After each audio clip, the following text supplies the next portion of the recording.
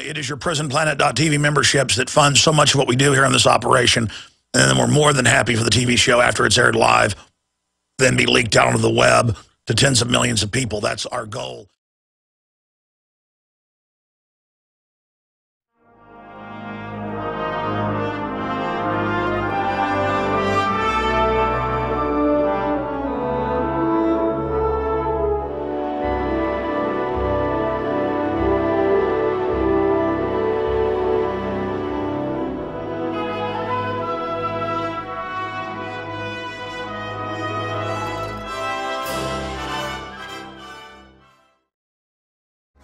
If you've got a business, you didn't do that.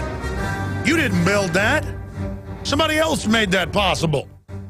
Yes, I'm quoting Barack H. Obama, and now he's back throwing it in everyone's face. As soon as I got off the air yesterday, I looked up at drudgereport.com with horror because it just shows how arrogant Obama has gotten. And there was the Real Clear Politics video of Obama yesterday that had just gone up. I saw it when it had like 30, 40 views, right when it had gone live. And there was Obama, right when I got off at 6 o'clock yesterday, at a commencement speech at a major university saying that we shouldn't think of government as something that's dangerous and filled with tyranny. Of course, it was George Washington that famously said that government is like fire, a dangerous servant and a fearful master. It was Ronald Reagan that said the 9 most terrifying words in the English language are, I'm from the government and I'm here to help you. And another one, in this present crisis, government is not the solution to our problems. Government is the problem. Let's play a clip of Ronald Reagan from 1981 with those famous words. Here it is. In this present crisis, government is not the solution to our problem. Government is the problem.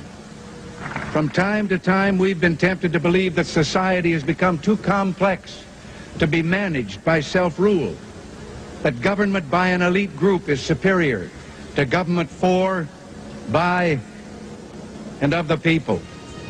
That was the central idea that won Reagan the presidency, a warning he had sounded consistently for years. You can hear it here in the speech that launched his political career. This is the issue of this election. Whether we believe in our capacity for self-government or whether we abandon the American Revolution and confess that a little intellectual elite in a far distant capital can plan our lives for us better than we can plan them ourselves. This was Ronald Reagan's debut as the great communicator, the nationally televised speech for Barry Goldwater that put him on the political map back in 1964. In fact, it was a speech he had been perfecting for a good... Okay. By the way, tonight on the Nightly News, I'm going to get some Ronald Reagan clips. I'm going to host the news live tonight, by the way, 7 o'clock Central. I'm going to get some clips of Reagan and Ron Paul and others versus Obama. And you can say what you want about Reagan, what he actually did. The special interests got out of control and government got bigger. But at least the rhetoric was good. With Obama, I mean, you've got a guy making sure that billionaires don't have to pay taxes while lobbying to have people that make a couple $100,000 a year to pay more taxes. Why do you have billionaires lobbying for that? Because most of them, like Warren Buffett, make their money out of government bailouts. I have an article here where profits were up 49% for Berkshire Hathaway and Warren Buffett. And then they admit in the article, like it's no big deal, that, oh, by the way, Warren Buffett got most of that off derivatives that were propped up with taxpayer money. Of course, that pig, that anti-gun, globalist, eugenicist, Bill and Melinda Gates, #1 Obama supporter, of course that pig blocked the Keystone Pipeline to bring oil into Texas for the whole U.S. out of Canada. Because he owns the trains that are going to now bring it via tanker to the West Coast and put them on super tankers to China. These people are doing everything they can to shut America down while making giant profits out of a controlled monopoly. What's Atlas Shrugged all about? It's about where ultra-rich use government to shut down their competition. I mean, crony capitalism is the plague, is the enemy. And now we've got Obama at a sports stadium full of young people saying government is not tyranny. Government is our sweetie cake. Government will now take care of us. Yeah, it'll take care of you. I mean, unbelievable. Ladies and gentlemen, thank you so much for joining us. It is Monday, the 6th day of May, 2013. We're going to be live here for the next 3 hours. Lew Rockwell, the head of the Von Mises Institute, is going to be joining us to track the incredible world events with gold, with the dollar, with the EU gyrating out of control, plunging into an authoritarian death spiral. That's the creator of the euro is now saying that it's going to totally collapse into a tyranny. Ron Paul and others talking about Europe collapsing as well. Ron Paul is in Europe right now. We've got some clips of that.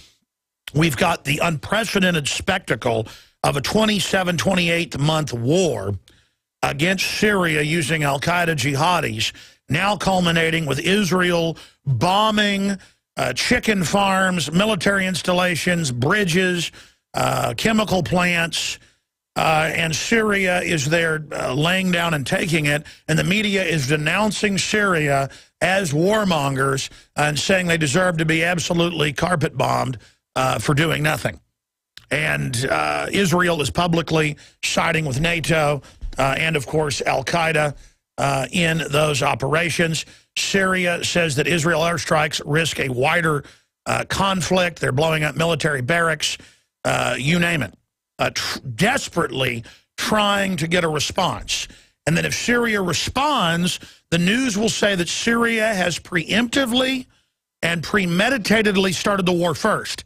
And we'll go, wait a minute, for over 2 years, the West has been attacking them, including a NATO-backed Turkey with 3-day-long artillery barrages. It doesn't matter. That's how dumbed down the public is. All they know is they're foreigners, so kill them. That's all they know. And you've got the neocons giving Obama right cover, saying, how dare you not be tough on Syria? When Obama has been able to attack Libya, Syria, overthrow Egypt, and put all these globalists in power. I mean, this is hardcore what's happening. So we're going to be looking at that as well. Also, I have announced, and I do plan to go to Bilderberg 2013 in England. Over 130 people are blocked from entering England. Basically, they mix in a lot of patriots in with real terrorist groups and others. Michael Savage has been banned from going into the country. I don't know if they're going to ban me. I've been to England before. But if they do, that will just become a media event as well. I would rather actually get over there, cover it. People are always asking me to go to England. We're very popular in England. And I like to cover Bilderberg. I like to ferret out information. I do intend to go over there. Alex Jones calls on World Press to cover Bilderberg 2013. You can see my thoughts and points that I made with Paul Watson via Infowars.com and PrisonPlanet.com if you want to see that article and some of the photos and information there. But I'll be covering that more later in the broadcast. But Israel's launching more. They're now at 2 days of airstrikes on Syria. This is just incredible. Syria attacked no one. Syria has tried to work with the West. Assad was basically raised in England. He's been trying to work with the West, trying to make peace deals.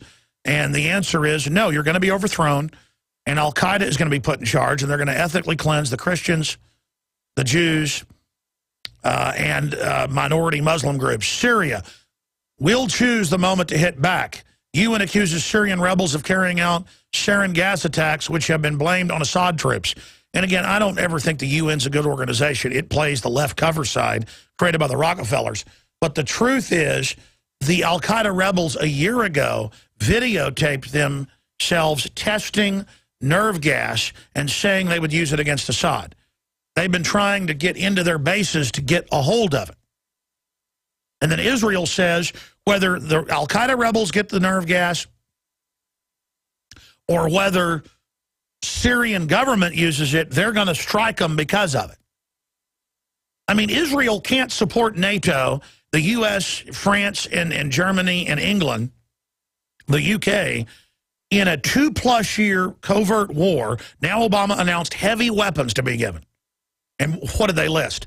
Heat-seeking missiles. They've already given them the heat-seeking missiles.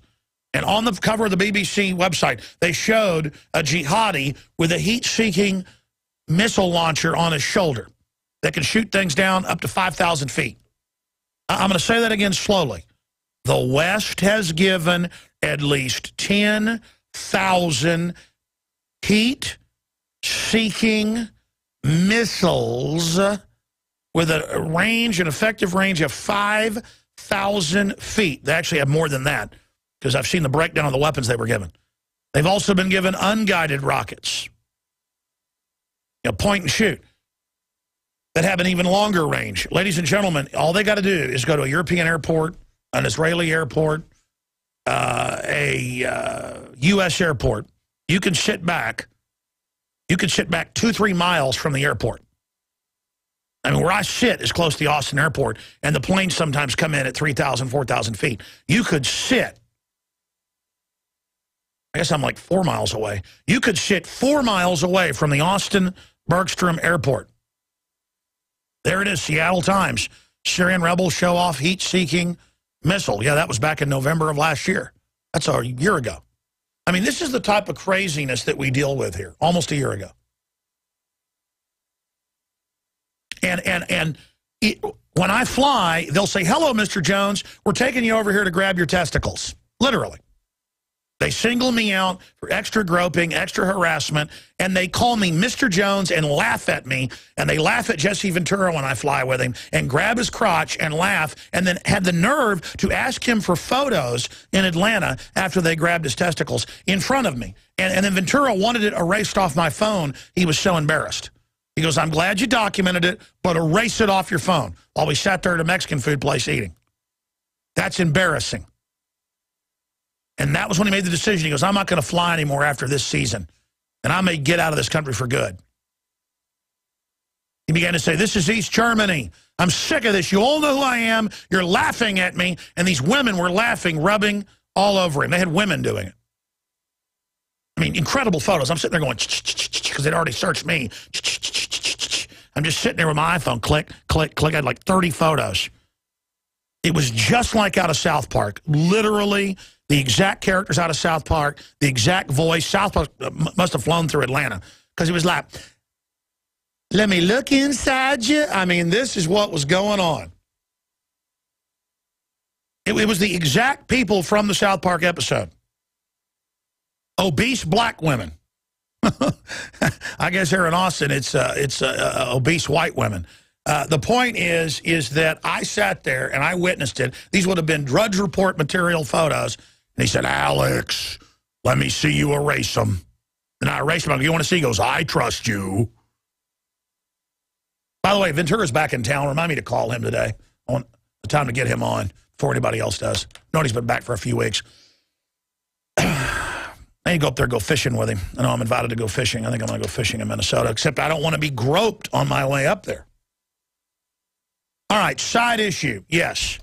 You see those women, if you're watching us on TV? That is exactly what they look like. In fact, one of them looked just like her with the hair up. The other one looked like your light lady. I mean, I don't know how they did it. I thought I was in a South Park episode when this was happening, because that had just come out. You got to laugh at this stuff or you're going to have to cry, ladies and gentlemen.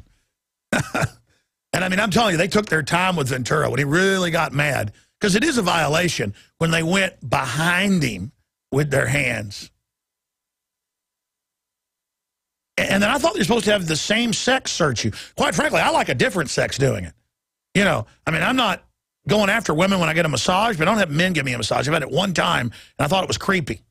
So I like women to give me a massage. It's not even sexual. It's just that, you know, why is it okay that the same sex does it? Like if they want to drag my son off to a private screening room or want to grope him, it's like, don't worry, it's a pot-bellied guy with a mustache. I mean, I don't want my son being abused, having his innocence ruined by anybody. But if it's going to happen, I mean, at least let it be a hot blonde, you know. I mean, you know, excuse me. Or well, yeah, grandma, it's kind of creepy, man. Anyways, the point is that, well, why is it okay that you have these women that obviously like women? It's been written about in the press. In fact, that Miss USA talked about her. Was it Miss America? It was Miss USA in Dallas, how the woman was clearly enjoying it. There have been a bunch of good-looking actresses talk about how it's women and how they clearly get excited. There was a case in the Panhandle. Was it Amarillo? Yeah, they had to settle 2 years ago. They had a case in Amarillo where this woman was a knockout blonde, and the men got her aside, made her take her blouse off. And if you don't believe that, folks, they settled the case. And you've seen them take people's clothes off, you know, all those videos online, little kids, old women, colostomy bags they rip off. I mean, you name it. And then they get mad at you when I mean, this is what goes on. And there she was in her bra crying, and then the men swarmed her. It was men doing it, and asked her for a date. And they sued, subpoenaed, got the surveillance footage, and they settled for a big chunk of change. TSA settles with Texas woman. Try that article. You can put it up. There it is. Lawsuit, airport search incidents, Amarillo, Globe News. Yeah, that's where she sued back in 2010. They settled the next year. TSA settles with Texas woman. And by the way, I tried to get her on, but they were in the lawsuits. They wouldn't come on. So I'm supposed to, how did I digress? When I come back, we're going to get more into Syria coming up with Lew Rockwell. The bombshell. Obama says, hey, if you've got a business, you didn't build that. You didn't build the internet. The government did that. No, the human mind did that, not you. Now he says government is not tyranny. It is love. It cares about you in a sports stadium. Okay, so yesterday, Obama gave a speech to Ohio State University graduates. And this is exactly the speech he's given over and over again that high-ranking Secret Service agent Bongino had to quit over last year, where he says the government is what creates prosperity. The government is what made America.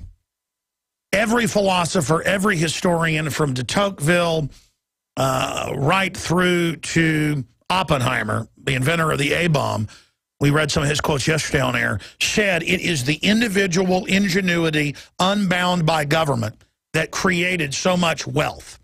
And you're like, well, America hadn't been that free. That's right, it hasn't. But compared to other countries in the area of free market, it has been light years ahead. Light years. And you look at Switzerland, smaller government, light years ahead of Europe. You look at any country where they get out of people's way, the only problem is there's been so much prosperity and so much wealth that the children of the children of the children that made the country great become decadent slobs, and then organized crime sets in and takes over. And then you get a big, powerful government and country that's run by crooks, and then it's Nazi Germany time. You get a big, powerful, rich country that goes bad. The U.S. has gone bad, folks. We've been taken over. We're going to make Nazi Germany look like pikers. It's already happened.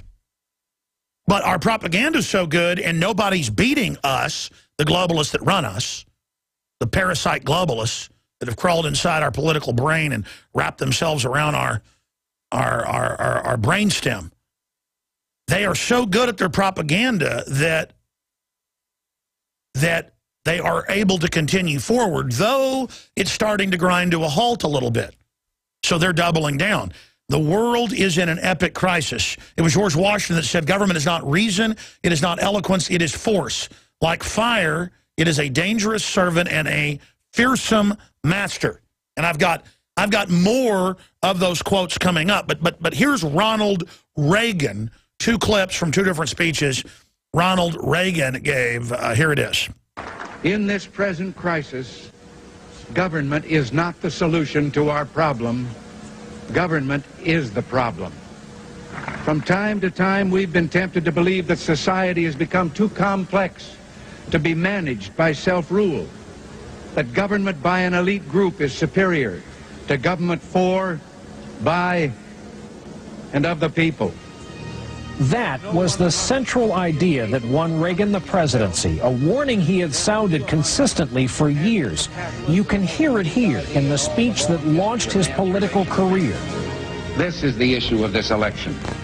Whether we believe in our capacity for self-government or whether we abandon the American Revolution and confess that a little intellectual elite in a far distant capital can plan our lives All right. for us better than we can. And, of course, he was quoting Thomas Jefferson there with the far distant elite. We're going to cover that when we come back. But here's Obama yesterday at Ohio State University in a sports stadium packed full of young people, because most of the new jobs will be in government or select corporations getting government money, corporate welfare. And here he was telling them, hey, government is the answer, and don't let people badmouth it. Well, the American way is to keep government small. Notice we didn't keep government small, so the prosperity, like oxygen disappearing out of a submarine, is dissipating. Let's go ahead and go to that clip of Obama yesterday. We, the people, chose to do these things together because we know this country cannot accomplish great things if we pursue nothing greater than our own individual ambition. Unfortunately, you've grown up hearing voices that incessantly warn of government as nothing more than some separate, sinister entity that's at the root of all our problems. Some of these same voices also do their best to gum up the works. They'll warn that tyranny is always lurking just around the corner. You should reject these voices, because what they suggest is that our brave and creative and unique experiment in self-rule is somehow just a sham with which we can't be trusted. We have never been a people who place all of our faith in government to solve our problems. We shouldn't want to. But we don't think the government is the source of all our problems either, because we understand that this democracy is ours. All right, that's enough. And as citizens, we understand. I'm going to come back and analyze this, but we're a constitutional republic, not a democracy. And the government is foreign run now. And if we ever recognize that America has been hijacked, that will be the beginning of the end for these people. That's why they're responding to us, because they know that we're getting the message out. Stay with us. They are tyrants.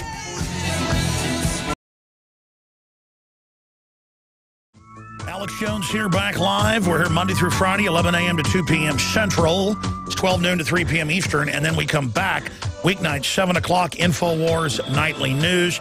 If you're not a subscriber at InfoWarsNews.com or PrisonPlanet.tv, now is the time. 11 memberships for $5.95 a month. That's less than 55 cents per person. You create one master username passcode, share it with 30, 40 friends and family, because it's very unlikely that 11 people will tune in simultaneously. 11 people simultaneously can tune in to the nightly news show, get the video feed of the daytime show, see all my films, ebooks, dozens and dozens and dozens of other films. For the last few years, it's all been going up there in high def as well. The streams obviously aren't, because most computers can't handle that.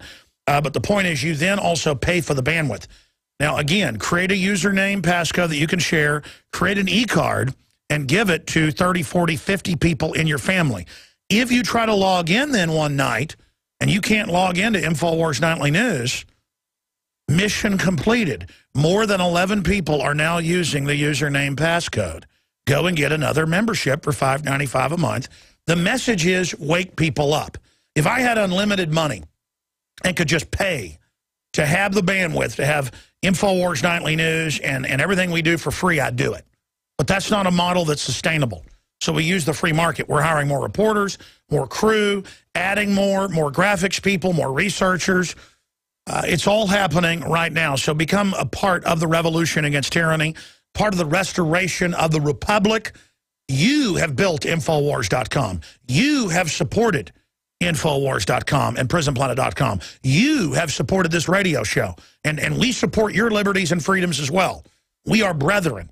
We are, to use the communist term, but in a liberty fashion, fellow travelers. We're on the same team. We're together in this fight. And I want to thank all of you that have been PrisonPlanet.tv members, and I want to encourage everyone that is, make it today the day you send the username passcode out to everyone you know. Or if you don't want to share that membership, create a new membership. Go get another membership and give it to friends and family. Buy the books, buy the videos. By the way, will somebody run me in the new magazine? It's right over here, but I can't reach it. Let me do a plug right now before I get back into Obama. This is the, 9th issue of the magazine. It is the May issue. And if you're listening in Central Texas, you're in a very special place because there are 60,000 of these on the streets of Austin, 20,000 on the streets of San Antonio, and another 10,000 or so smattered around in different areas of Central Texas. 30,000 or so are held back to be able to be shipped out to you at cost. You can either buy them in 10 packs up to 100 at cost, or you can get a subscription. Gift subscriptions are the way to go, because then somebody gets 12 of these in their mail. Great way to wake them up. Big, glossy magazine covering the history of staged terror, the attack on the Second Amendment, the whole police state, how to awaken America. It's all in the new issue, the history of false flags, and, ladies and gentlemen, so much more, like 3 high quality, not paper, but plastic, the big, heavy, petroleum-based that lasts for years. Infowars.com, Save the Constitution bumper sticker, prisonplanet.com bumper sticker, and Infowars.com bumper sticker. What a weapon. We're talking, I did the math, 200,000 bumper stickers in Central Texas right now, waiting on the free newsstands for you to get them and post them in legal and lawful areas. This should be explosive. I want everybody to go out, get them, post them, and this is a test to bomb other cities with info weapons. Legal and lawful areas, your property, your car, or in commons where people, some bars or areas let you put up stickers, or restaurants. The point is, that's like the wallpaper. This is going to be explosive. InfoWars magazine, get it today. And by the way, this will sell out unlike any other publication. Of 9 publications, we've had 6 of them sell out. This one is set to sell out, it looks like, in 4 or 5 days if it continues. I'm tempted to have more printed, by the way, because they're selling so quickly and have more bumper stickers put on them. So anyways, InfoWarsStore.com is where you can find the subscription to the magazine and everything else. Pro Pure Water filters, 10% off with promo code WATER. Now, there's a bunch of military news, economic news. Lew Rockwell's coming up. Ron Paul in Chile. Chile is the southernmost part of South America. I don't know why I said Europe. I was reading he's also going to be going to Europe soon, so that's why I said that. He's in South America right now. We're going to no one caught that out there, but I caught myself. Again, we make mistakes. When we do, I point them out. It's usually I flip things around because my brain's moving so quick. I know that happens to you as well. But we've got just a ton of important info we're going to be covering here today. It's just overwhelming. But I wanted to read to you some quotes here. This is from Thomas Jefferson. A private central bank issuing the public currency is a greater menace to the liberties of the people than a standing army. We must not let our rulers load us with perpetual debt. So that's one quote. And I've got some more of the Founding Father quotes I want to get to. But it's very important to go to Paul Watson's article on Infowars.com, because it not only has Obama at the speech to a packed group of young, impressionable minds with the image of a giant jumbotron up above the stadium right out of 1984, but it has the Ronald Reagan speech to counter it, and I'm going to have Paul Watson add some Founding Father quotes to that as well. But one more time, let's play this Obama speech from yesterday afternoon, where he doubles down on, you didn't build that. The state is the answer. I mean, that is North Korea talking. That is Nazi Germany talking. We know historically this is so diametrically opposed to what this country's been based on. You cannot debate that. And the fact that they're involved in this radical transformation, they're telling the military, you can't talk about Jesus. You can talk about anything else you want. Don't talk about Jesus. You have a right to talk about your faith. They're telling school kids all over America, you can't thank God at your commencement. Your commencement is your private statement. You could say, I love soccer. I love baseball. I love Marilyn Monroe. I love Schlitz malt liquor. I love Gatorade. I love Parcheesi. I love Tiddlywinks. I love gardening, or I owe this all to my dad or my single mom, that made me work hard, that I'm valedictorian.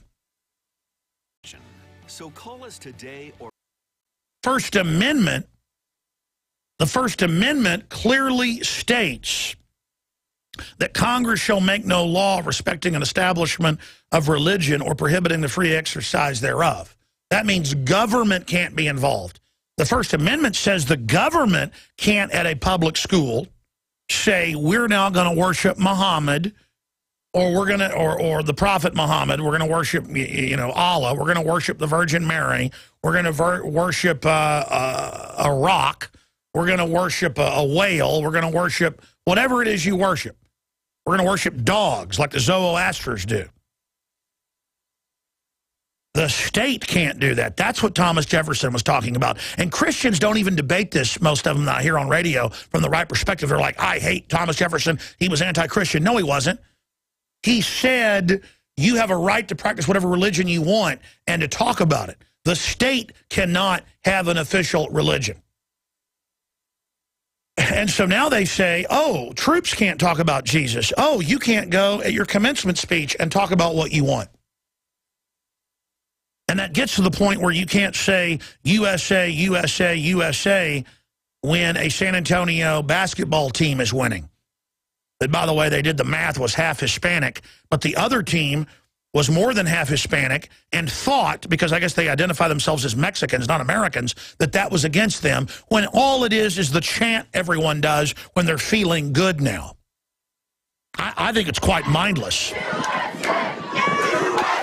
I mean, I would chant USA, USA. Let's play some more of it. If we abolished the Federal Reserve, if we arrested David Rockefeller and Henry Kissinger for crimes against humanity, if we restored the Republic, if we got rid of the IRS and the income tax that goes to the private Federal Reserve, if we educated people that vaccine science is real and may have some benefits for artificial immunity, but that the globalists have been caught adding stuff to it and are involved in a eugenics program to cull the herd and lower IQs.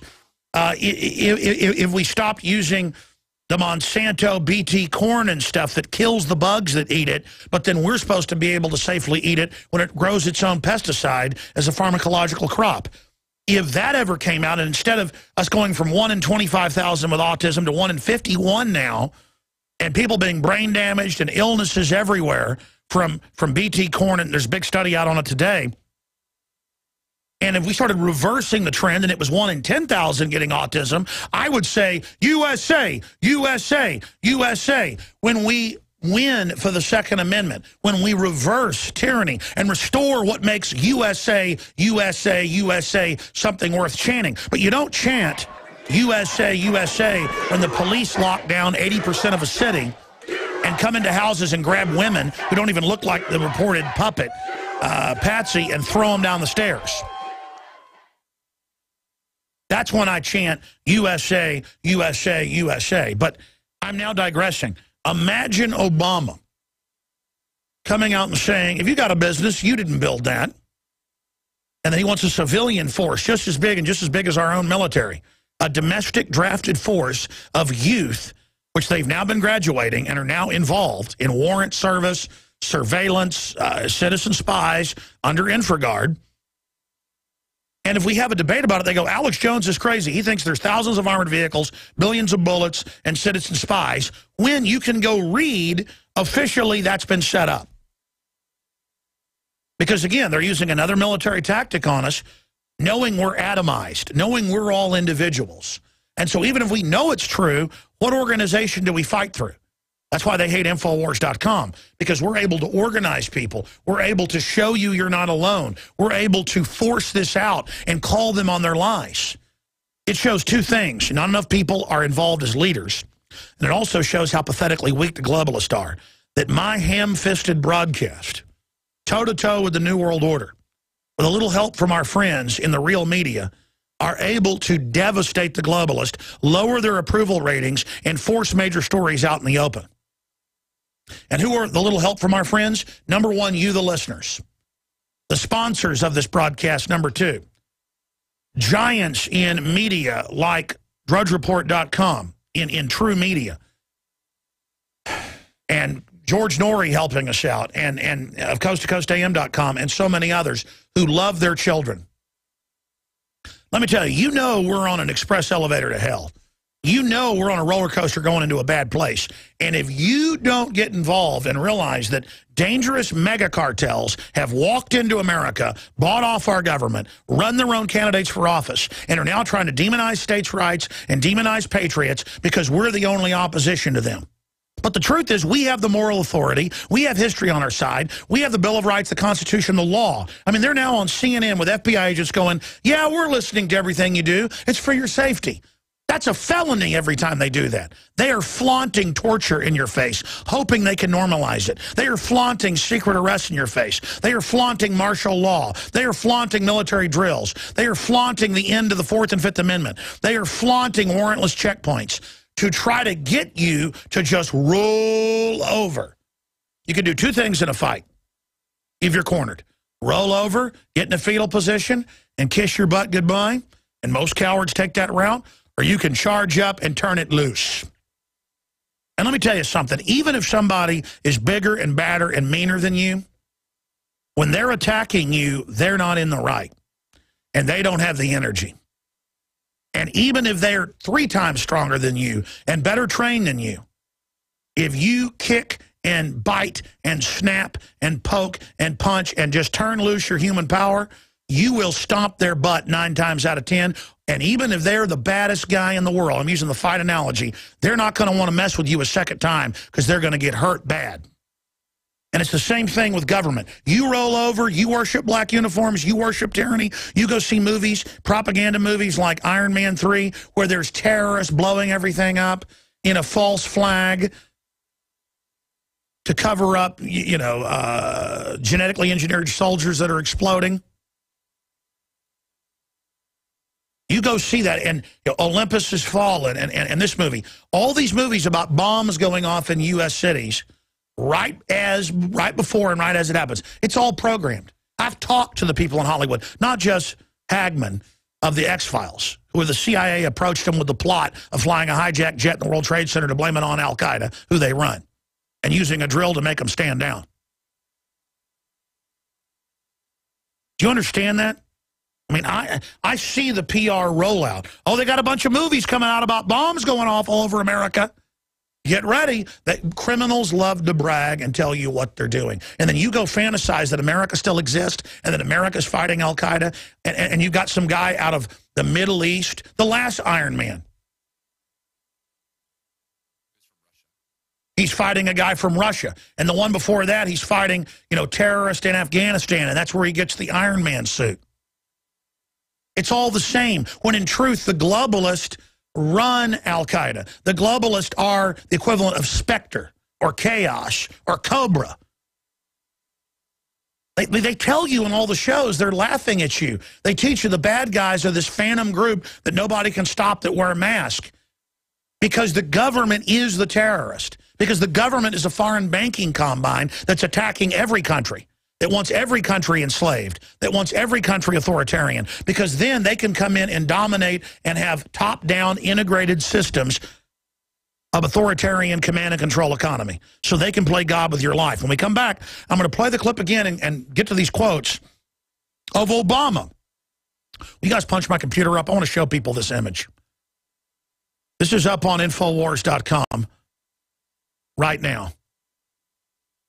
The image is up there on the site of Obama on a jumbotron at the Ohio Stadium, like something out of 1984, with tens of thousands of people there hearing that the government is what makes the grass grow, that the government is what organizes society. This is pure command and control collectivism from a guy run by Warren Buffett, whose wealth just increased 49% in 1 year, and who has in fact, I'm going to dig the article back out. You guys put that Warren Buffett article back up there that has just a giant amount of cash.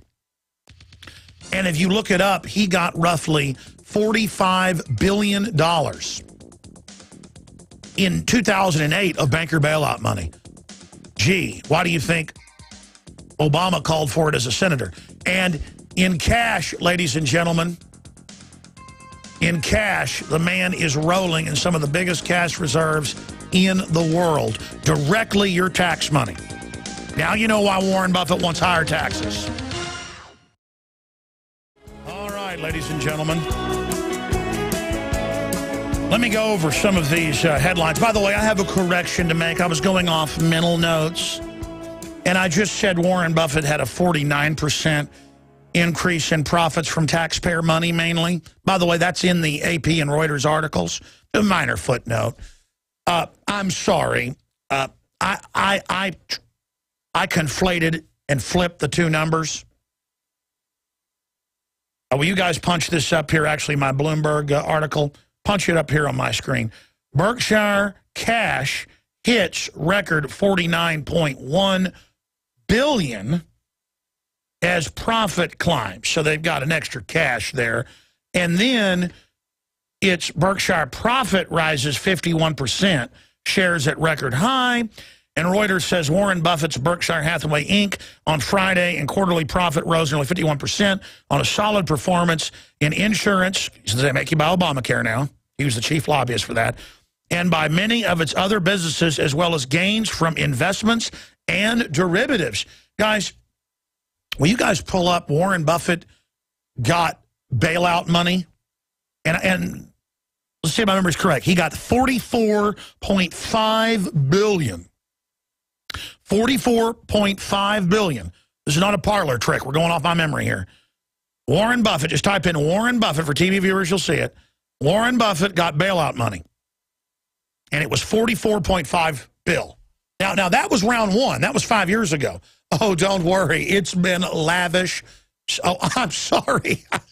All they could find was a newer one.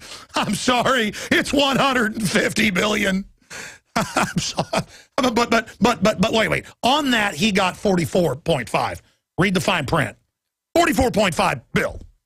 44.5 bill. And he's up there going, my secretary pays more tax than me. I want to raise your taxes, you schmucks, you sucker scum. By the way, I'm on a eugenics board that's been leaked on how we're going to jack you up with vaccines. I want you to eat that GMO corn, okay? Because I'm such a good man. Warren Buffett, champion of bailout, also leading beneficiary, McClatchy. Can you say dirtbag scum? You want to know why they're setting up police state? You want to know because they can't believe they've gotten away with these crimes. Warren Buffett, let's not exaggerate, is about 500 times worse than Bernie Madoff. Bernie Madoff stole around $100 billion in Ponzi schemes. But Warren Buffett is connected as a Rothschild Rockefeller agent on record to a large portion, some estimates are a third, of the global $2 quadrillion. It was $1.5 quadrillion. I've been using that number for 4 years. I looked it up. It's estimated because they've increased derivatives over $2 quadrillion. Yeah, and you know what? The men in black uniforms are going to make sure you sign on to Too Big to Fail because it's designed to fail, and make sure you go down with a ship while Warren Buffett's flying around in his jet. And that's what the whole grid and the spying and the torture is about, is to make sure you do what you're told. And the cops are all going to salute as their pension funds and guns are taken as well. Yes, sir, Warren Buffett. We bow to you because you got a red carpet. I can't wait to get Lew Rockwell on in the next segment. We've got an FBI agent saying what we already knew, that the government listens to every phone call on CNN, just flaunting it in our face. Obama has doubled down on his "you didn't build that" quotes. He has come out and said that government is basically what generates, most of the good things in society, telling a group of college students who, most of which will not be able to get jobs unless it is with the government. And they've already actuaried out how under this new system we're all going to be poor except for them. Warren Buffett, that is the main beneficiary, one of the main beneficiaries of banker bailout money. And again, Buffett also doesn't just want your money. He wants to bankrupt you and says you're living too high on the hog and having too many children. But, if you type in Warren Buffett's name, he's always almost seen with an ice cream cone to be non-threatening. I'm convinced if Hitler would have worn a pink uniform and held ice cream cones, as you type in Warren Buffett ice cream cone, there's literally hundreds of photos.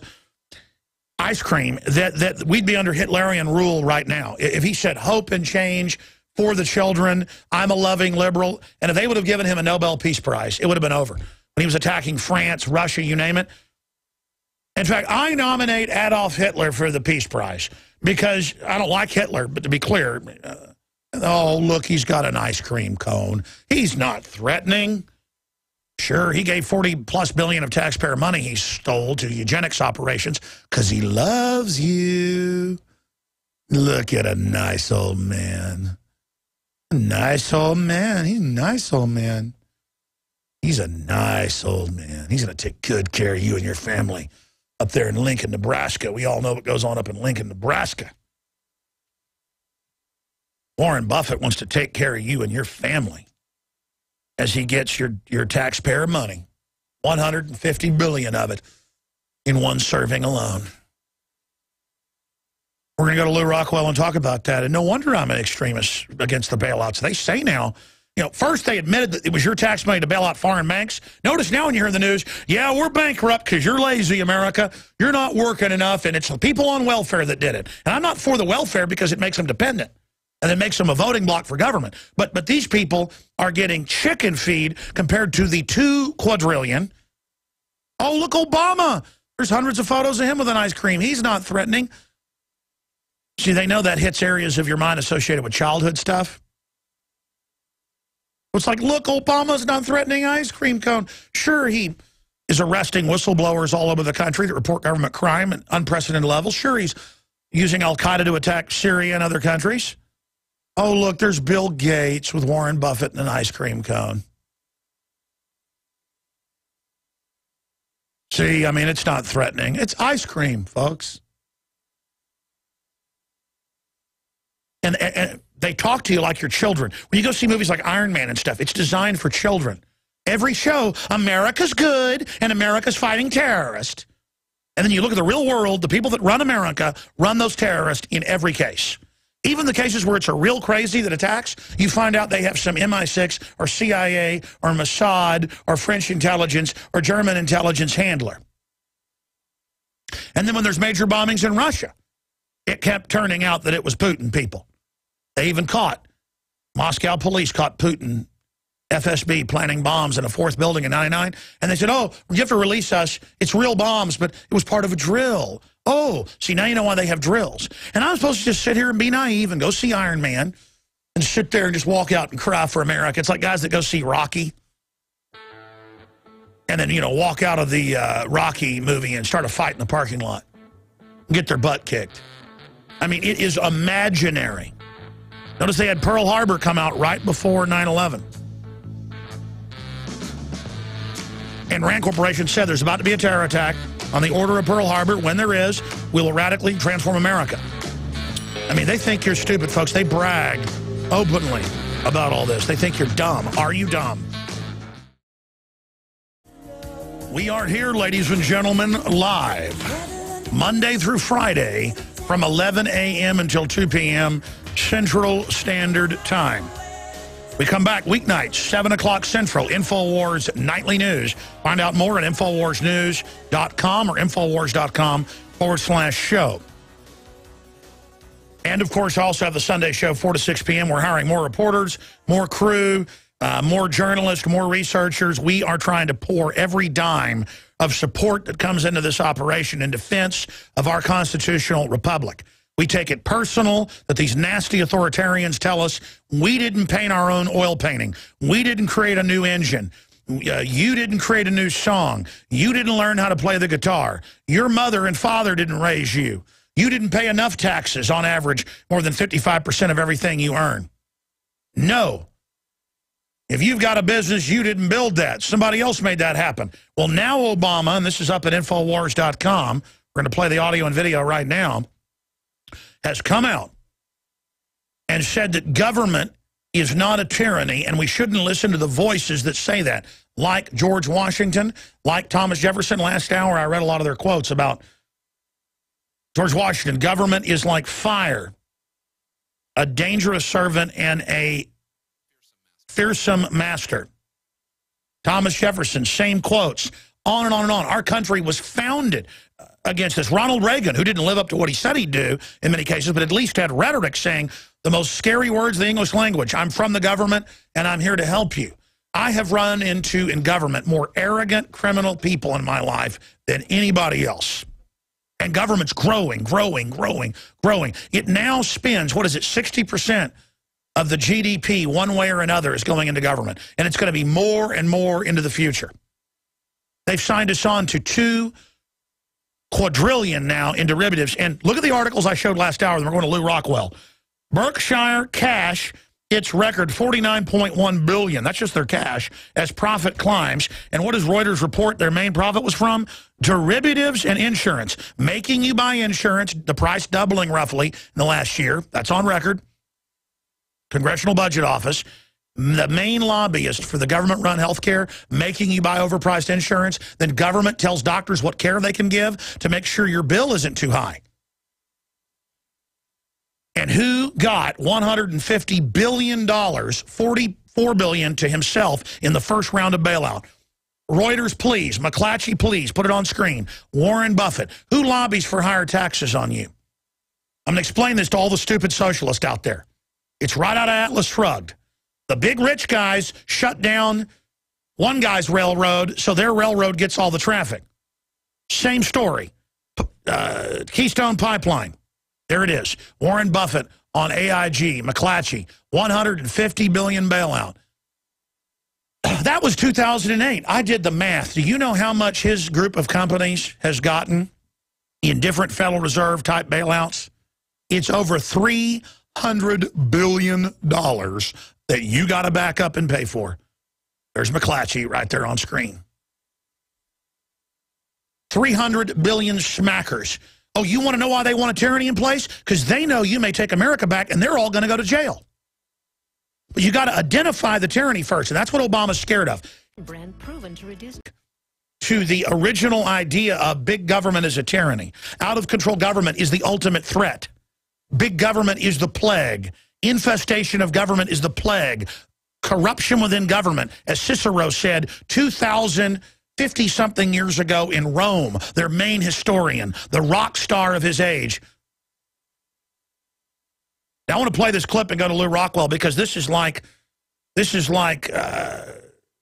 clinically proven to help significantly nails on a chalkboard.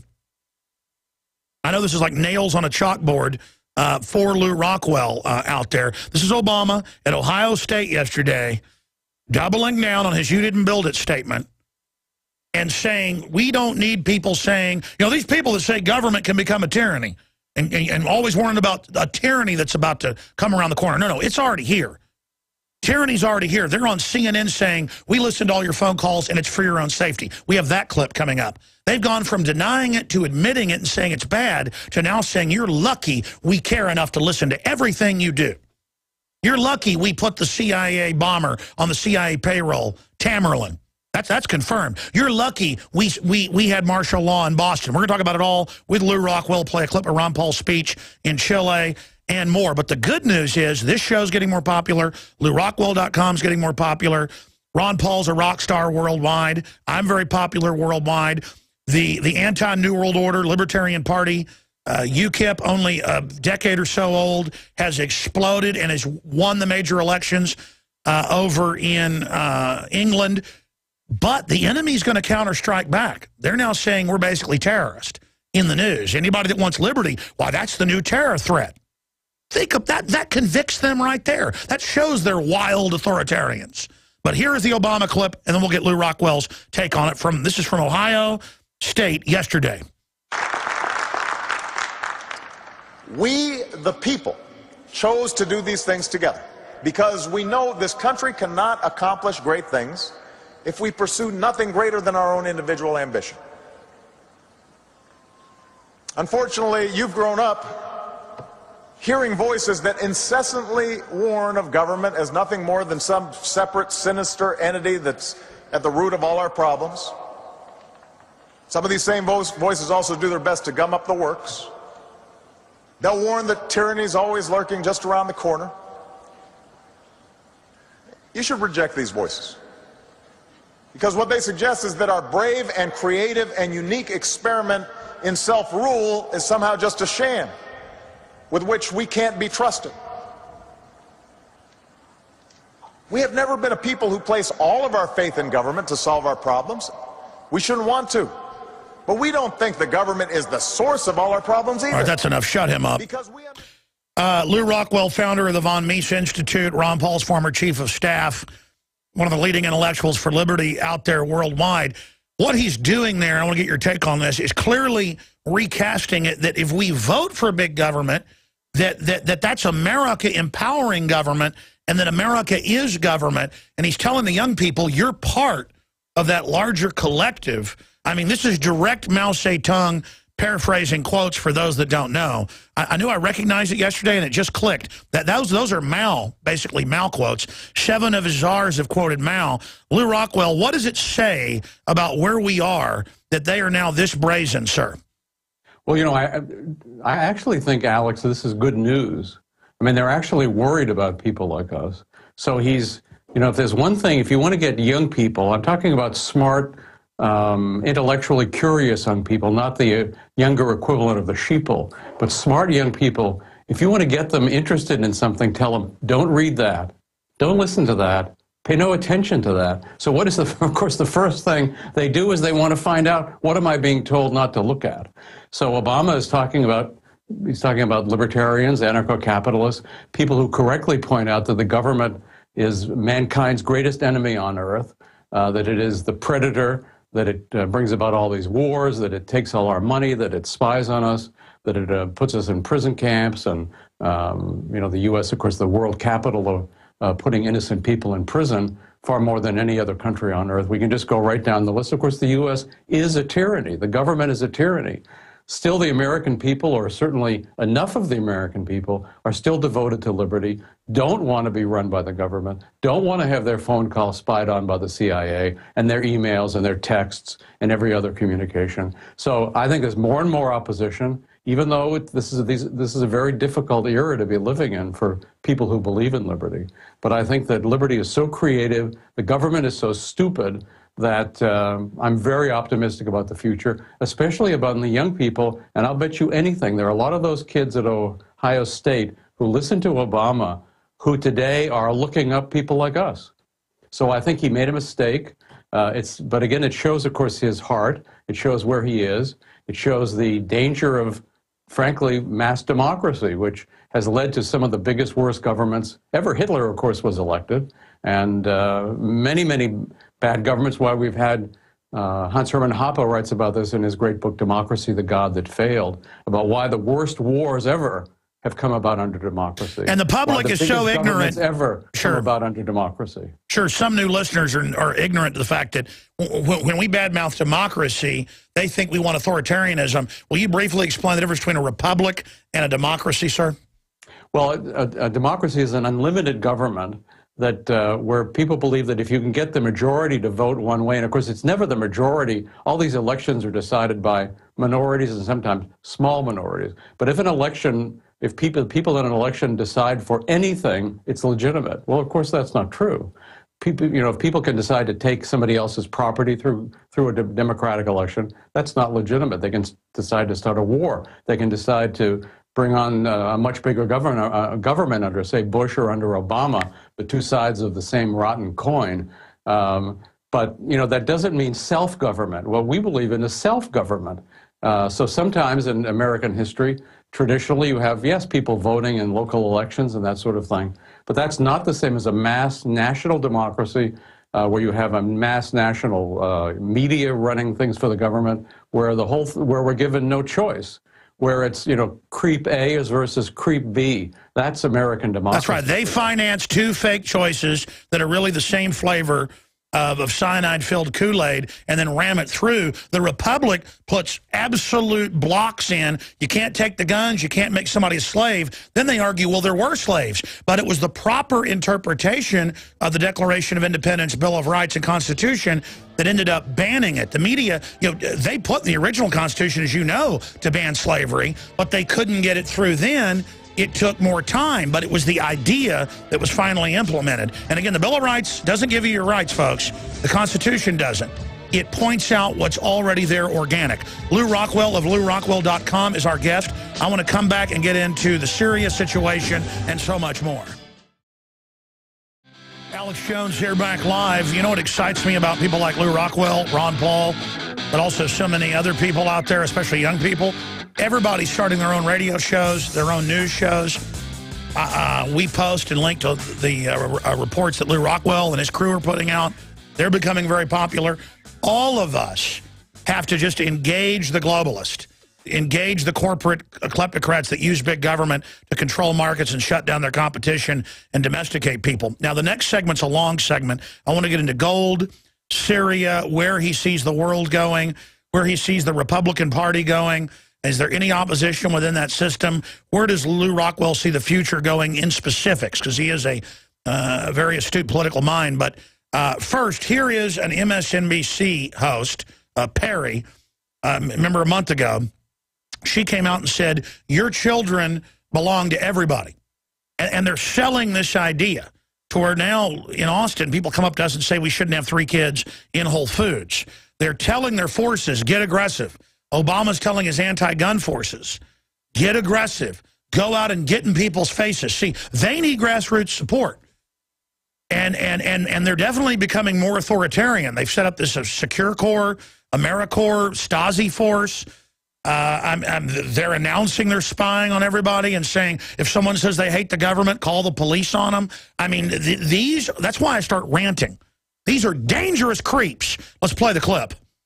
We haven't had a very collective notion of these are our children. So part of it is we have to break through our kind of private idea that kids belong to their parents or kids belong to their families and recognize that kids belong to whole communities. Once it's everybody's responsibility and not just the households, then we start making better investments. Melissa Harris Perry, that's a promo they still run on MSNBC. I mean, this is so unprecedented.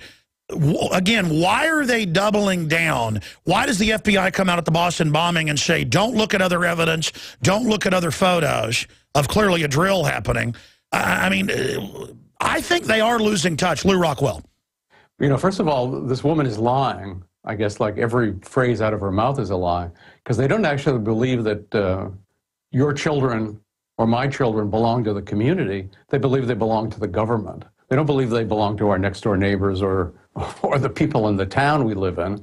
They believe they belong to the government. And indeed, our children have belonged to the government, according to the so-called law, for a very long time. If the Child Protective Services or some family court judge or whatever can decide to take away your children on a whim. So yes, your children don't belong to you as far as the government is concerned. Of course, as far as God is concerned, as far as human nature is concerned, of course children belong to their parents. Of course children don't belong to the quote-unquote community, let alone to the rapacious and predatory government. But this is a totalitarian meme. This is, you know, they're pushing totalitarianism right across the board. And when I can stomach watching MSNBC, which is not very often, I notice that these advertisements that they show are the most totalitarian things they have on there. I mean, they're just openly Soviet-like. And so we need to know the enemy. Well, that's my question. That's my question is why, for those that don't know history, this is direct Soviet. I mean, this is the stuff. In fact, I mean, even the Soviet Union wasn't that over the top in a lot of Even Hitler didn't say that the children belonged to the government, but of course the Soviets did. But so why are they like going haywire in an orgy of government worship?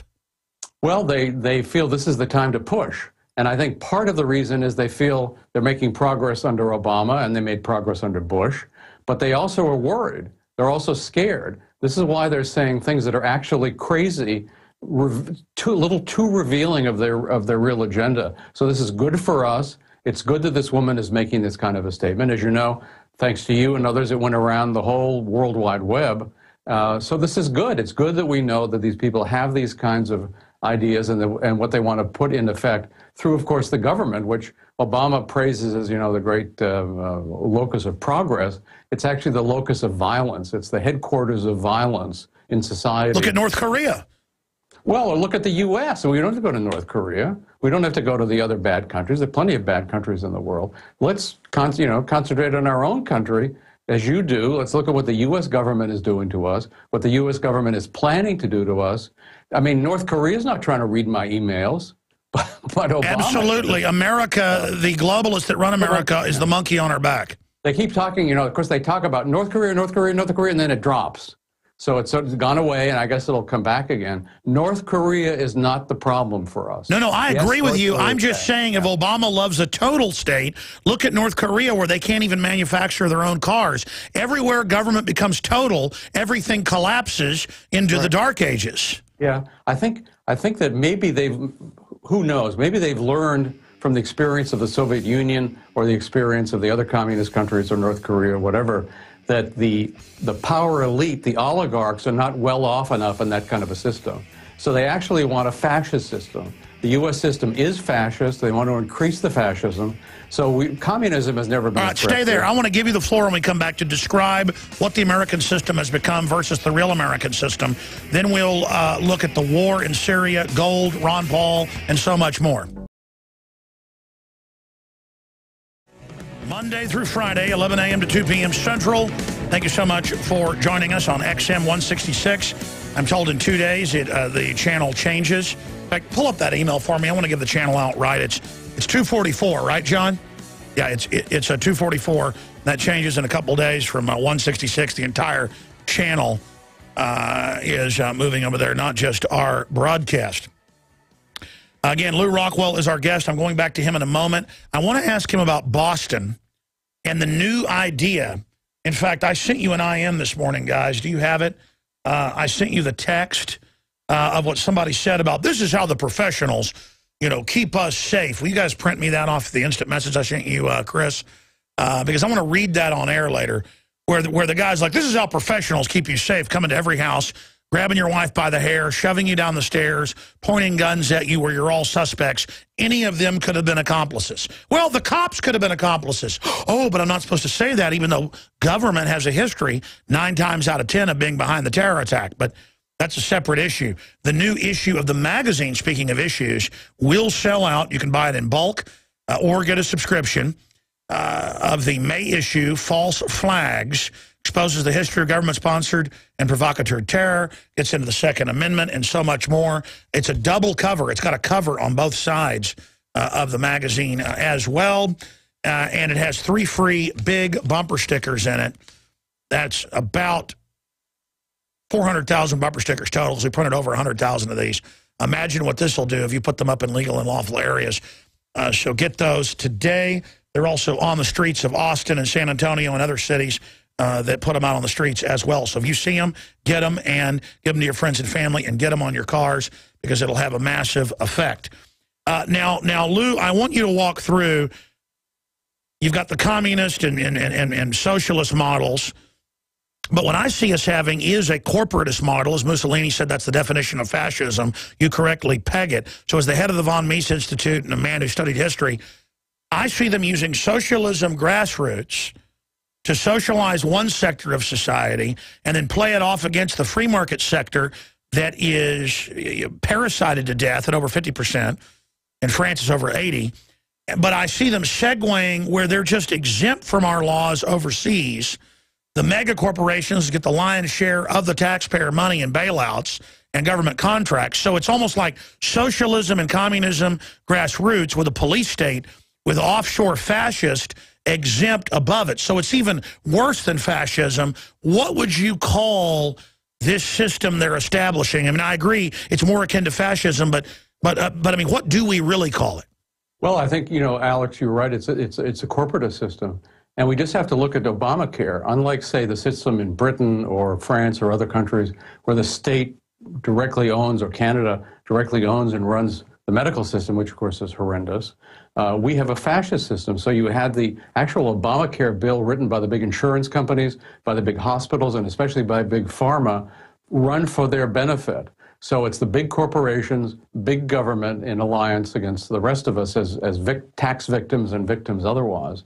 So I think that is the model. And I think that whether we look at the national security state, which is all these big companies who were involved with the government in surveilling us, whether we look at the military-industrial complex, any other aspect, it's what Mussolini said, the combination of corporatism and the state means fascism. So I think that's the American system.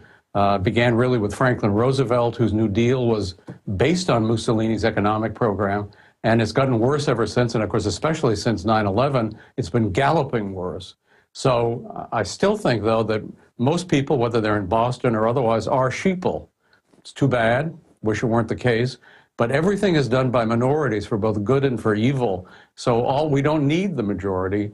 The majority is just go along to get along. But there are minorities who are for, of course, this state and making everything worse. There are people who are openly for a totalitarian state.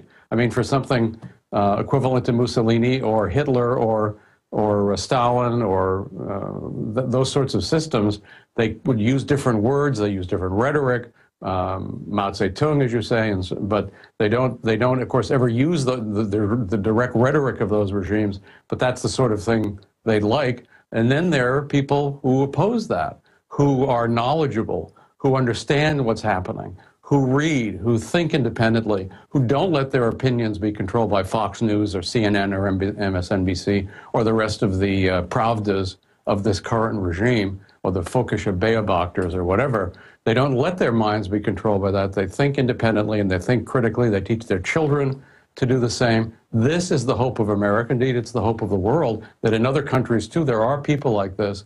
So I think more and more people, young people especially, Ron Paul is the main reason for this, has woken up young people in this country and all over the world to the problems we face. So I think it's a race. This has been the race, by the way, since the Garden of Eden, or so shortly after the Garden of Eden, between those who want power for the violence prone and the killers, and those who want the power to be with the families, with individuals, with communities and businesses and peaceful activities, with the arts of peace as versus the arts of war. That's right. Successful, smart people can't keep people away and have so many friends and so many opportunities that you tend to just become solitary, whereas losers crave and enjoy abuse of power that for someone who's powerful is nauseating. I mean, seeing people exercise undue power and abuse people is abhorrent to a normal person. That's right. But the problem is we don't lust after power, so we always end up under scum. No, we don't want to run the next door neighbor. We're not to run the next door town or the next country or whatever. But of course, there are people who lust to kill, lust to rule. They enjoy sending young men out to kill and be killed. They get a charge out of it. Those are the people who tend to rise in government, and of course, they're the scum of the earth. So they're our enemies. They are the parasites, as Obama indirectly described them, who are just a pure cost to the human race. They're not a benefit. They're a pure cost. And those of us who understand that, who oppose it, not with violence, because of course they've got all the guns and the tanks and the bombs and the sarin gas and the biological warfare and so forth. That's the government. So we oppose them with our minds, by refusing to consent, by educating ourselves, by finding others who agree with us, trying to persuade others. And in fact, the more we know, the more people will come to us for an explanation of what the heck is going on and what to do about it. Let me ask you this before we get into Syria, and then we're going to have open phones the next hour after Lew leaves us, listeners. In your gut, looking at the geopolitical moves, what's happening, seeing the accelerated degeneration of the Western elite, where they're even cutting each other's throats politically, the establishment's becoming more delusional, which you see in the bottom of a decadent phase. What do you expect to see happening? Because I have an article right here out of Rolling Stone from last week. Everything is rigged. The biggest price-fixing scandal ever. The Illuminati were amateurs. The second huge financial scandal of the year reveals the real international conspiracy. There's no price the banks can't fix. And it goes into how the stocks, the bonds, the health care, the interest rates, everything is fixed by 16 too-big-to-fail banks. It's really about 6 mega banks that set the precedent. And then it just goes, he goes, I apologize, the conspiracy theorist, you're correct. Well, and it's a 14-page article. Well, I mean, you see articles about people colluding to rob a bank. That's a conspiracy. The idea that big organized business isn't in a conspiracy with government throughout history, isn't the greatest danger throughout history, you ignore that at your folly. But it's not just this article. I've seen, let's not exaggerate, 15, 20, a whole bunch of articles the last week with big, prestigious writers coming out and going, okay, it's true, big, mega rich really do run things, and they got their money by stealing it. I mean, I was talking to a reporter just the other day, and you know, he didn't even know that Glenn Beck and Obama had supported the banker bailout in 08. I mean, this level of ignorance. What happens when the corruption gets so naked, so brazen, that they say Mao Zedong is our hero, and parents aren't parents, and veterans are terrorists, and Christians can't talk about Jesus at a commencement or in the military? I mean, this is getting so Twilight Zone, Lew Rockwell of LewRockwell.com, that I can't believe it. How much more nuts is it going to get, and what is the method? So, and out of that, where is this going? Then Syria. Well, here's what they face. It's true that the big banks are running everything. We live in a bankocracy in Europe and in Asia too. Big banks are extremely powerful. I want to recommend a great essay that's free online, Murray Rothbard's Banks, Wall Street, and American Foreign Policy. Just put that into Google and it will come up. It really explains how these various power elites operate. But they run up against the laws of reality because there are certain things they're doing that have an economic impact, no matter what they hope or think, or no matter how many people they fool. The kind of money printing that is going on will bring them down. Now, of course, it's going to hurt us too, but it will bring them down. What they're doing cannot continue. The laws of reality will prevent it. So therefore, I think they are coming down. The big banks, the whole financial system, because of the things they're doing, Bernanke can't actually change the laws of reality. He can't change the laws of economics. They apply to him just like they apply to all of us. So the banks are all, of course, fractional reserve. The money's not there, folks. Just not only the people in Cyprus whose money isn't there, your money isn't in the bank either.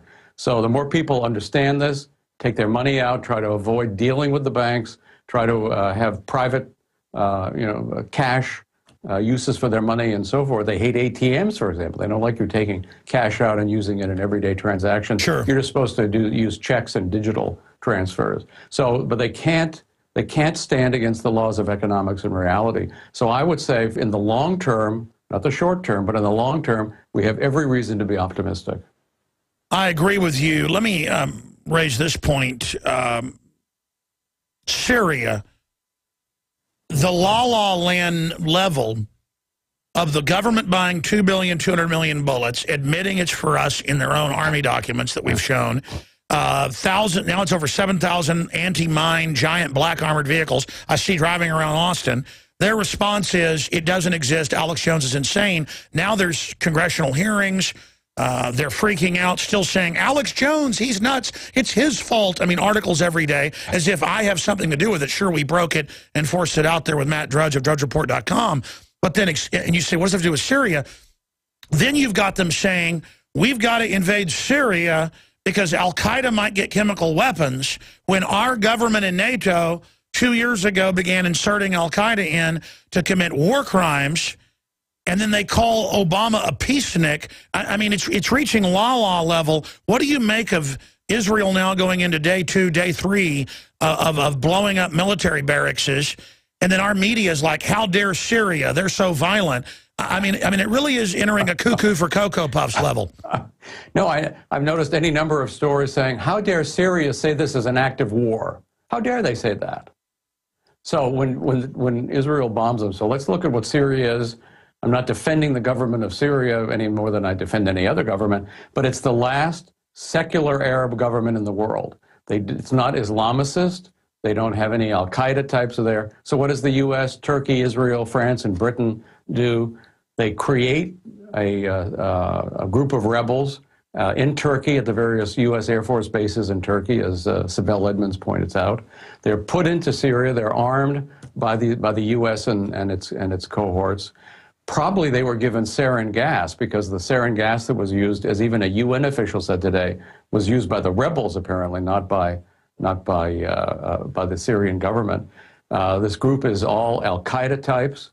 which the U.S. has always used al-Qaeda. It used it against the Russians in Afghanistan, bin Laden, and funded by the Saudi Arabians. They used it against Gaddafi, who was also a secular Arab government in Libya. They're using it in Syria now to make trouble, to wreck, to destroy.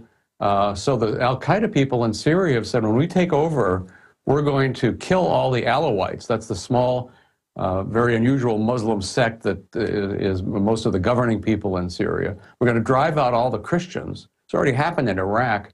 These are countries that have had Christian communities from the time of the apostles, and they're being destroyed and driven out. And then they said, so they're going to just have an Islamic state. So and they think we're so dumb. Exactly, that's trouble. Well, yeah, I mean, they think we're so dumb.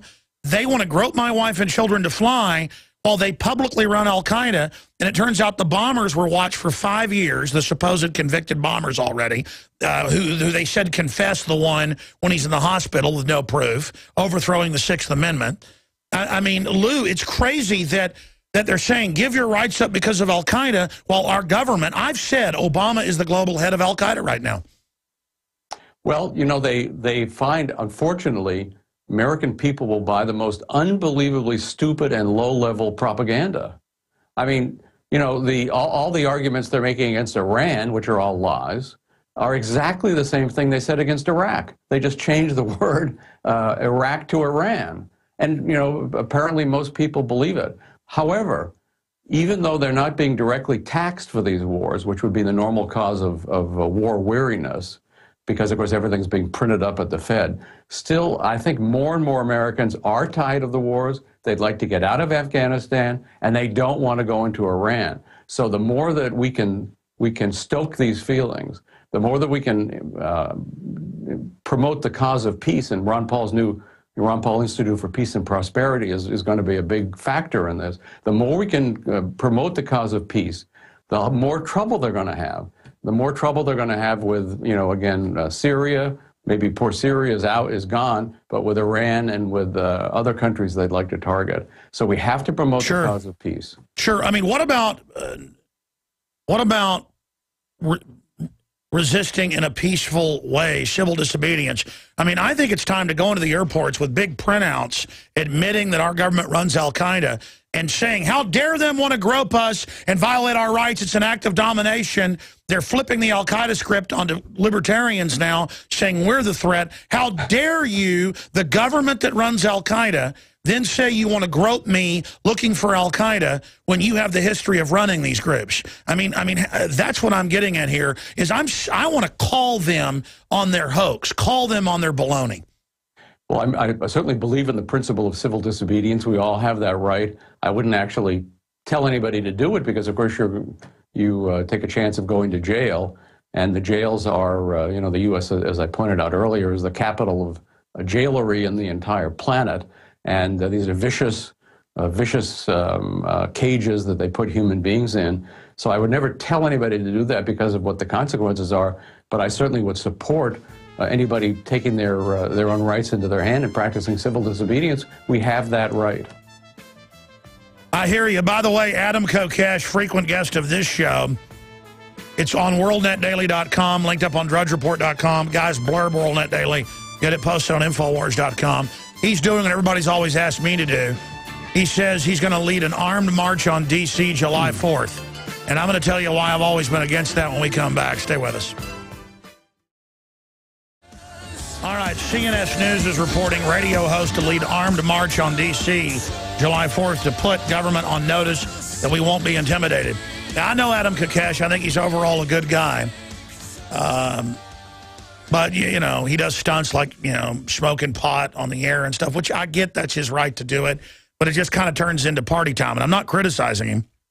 He's been mildly critical of me in the past. I really could care less. But I'm going to call him. I'm going to try to get him on next hour. Or if anybody can get a hold of him, we've just got his cell phone number and Skype. Tell Adam I want to get him to pop in. I have been asked to do this over and over and over again in my 18 years on air. And there were people that did this back in the mid-'90s, claimed they would, and it turned out it was basically a Fed running it, and it was a way to try to radicalize. I don't think Adam's doing that.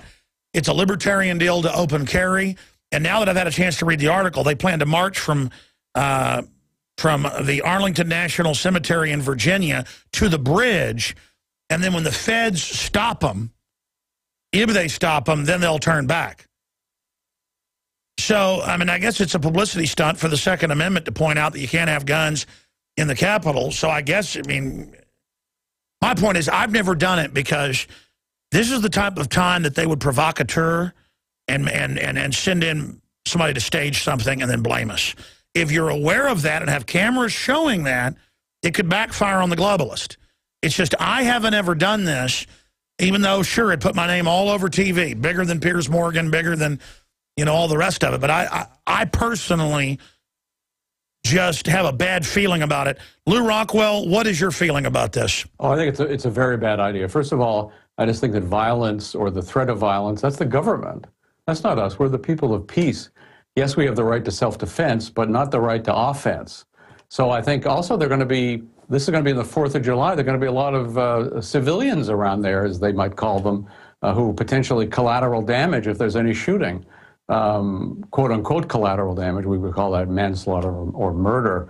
So I think this is a very bad idea. I don't, you know, it must have made the FBI's day to see this happen. I mean, this is, I think and hope, however, nobody will be stupid enough to do it because they're just playing into the government's hands, playing into the media's hands. And by the way, this is not a libertarian thing.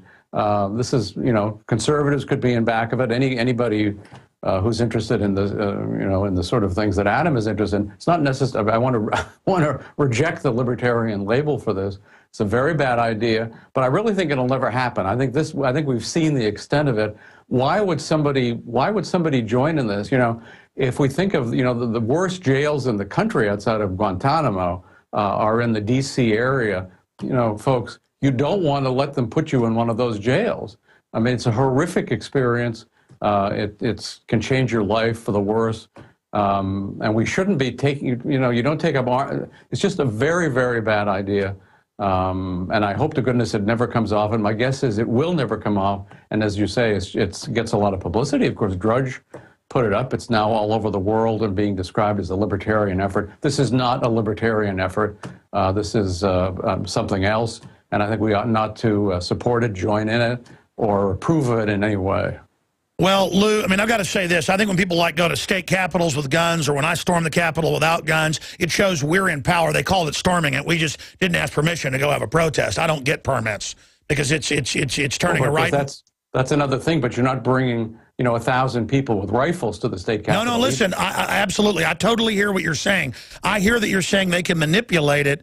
What I'm saying is I understand the libertarian right and the open carry movement is something that shows people that guns aren't illegal. A right not exercised is a right that's lost. I'm going to do 5 more minutes with you on Ron Paul. I just talked to Adam Kokesh while you were talking. I got him on the phone. He's coming up at the 5 after break next hour here on air. This is breaking, and so we'll have that video for everybody, and we'll have a video report that can be embedded at drudgereport.com. But we'll have that up at Infowars.com, live streaming with Adam Kokesh coming up. After Lew Rockwell leaves us and Adam Kokesh leaves us, we're connected to him on Skype right now. I'll have time to play Ron Paul from Chile, basically, you know, talking about how this could be the collapse of society and how government is basically destroying our society. Similar things were also said by the leader of UKIP, Nigel Farage, but Ron Paul and Jim Rogers on government, quote, they'll use force and they'll use intimidation. And you know, I think the good news here is whether it's Lew Rockwell, Alex Jones, Ron Paul, Nigel Farage, Rogers, people that are into liberty, worldwide this is popular. And it's very, very exciting that liberty is rising while tyranny is becoming so unpopular. And I think that's why, Lew Rockwell, in closing, I want to get your take on this, why we see them saying, of course the state did everything. Of course the state owns your kids. Of course the state made the sun come up this morning. I think they're trying to hide their behavior in plain view as some desperate attempt at normalcy bias. Do you think that's working? No, it's not working. And again, I think Ron Paul is the key reason he's got a worldwide movement, not only among young people and us older people in this country too, but all over the world. And he's doing, you know, all the usual suspects said, oh, well, he's retired. Thank goodness now he's gone. Forget him.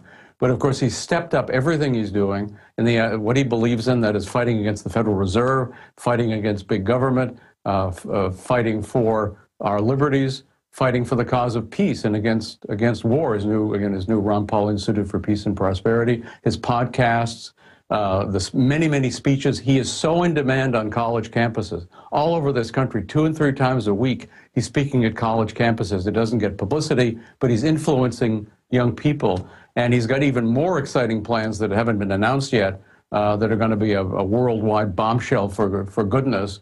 So Ron Paul, keep doing it. And those who are interested in Ron and all the others, Alex and everybody else who's part of this liberty movement, we are on the march. The other side is sick. It's sick in every sense. It's decaying. And I don't believe they have the stamina to stick with it. We have the young on our side. Have hope. Learn about what's going on. Sure. And be a moral warrior for peace and freedom. And all right. Don't march on Washington with a gun. Well, listen, we're going to have Adam Kokesh up next. So what do you want, because I will pose the question or statement to him. What do you want to say to Adam Kokesh about his plan for an armed march on Washington? Well, Adam's, a very smart guy. He's an interesting guy. But I would say have a peaceful march. If he wants to gather people on the 4th of July to talk about gun rights or whatever, more power to him.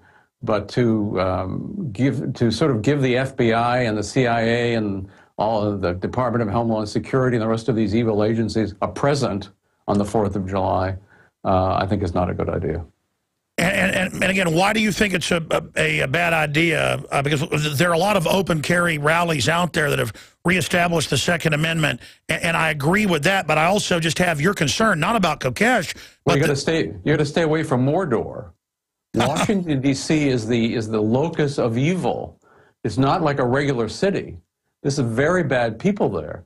Stay away from Washington D.C. If you want to do it elsewhere in the country, where we have open carry rights and so forth. Well, okay, fine, do it. And these are, peaceful, and nobody's looking to shoot the state legislators or whatever. But you know what they will say in Washington. They'll say this is, aimed at overthrowing the government, and these people are, potentially guilty of treason. They'll all be arrested. They'll be brutalized. And the media will use this to say, look, all those libertarians, they want to shoot the government.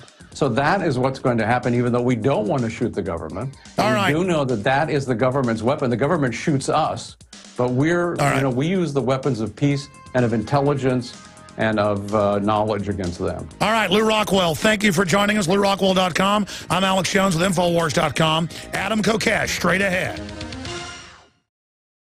Monday through Friday from 11 a.m. until 2 p.m. Central, we are here live. Back weeknights, 7 o'clock Central, with Infowars Nightly News. Find listings and streams and downloads at prisonplanet.tv. Now, joining us from Virginia is Adam Kokesh. He is an American activist and talk radio host. AdamVersusTheMan.com is his news website.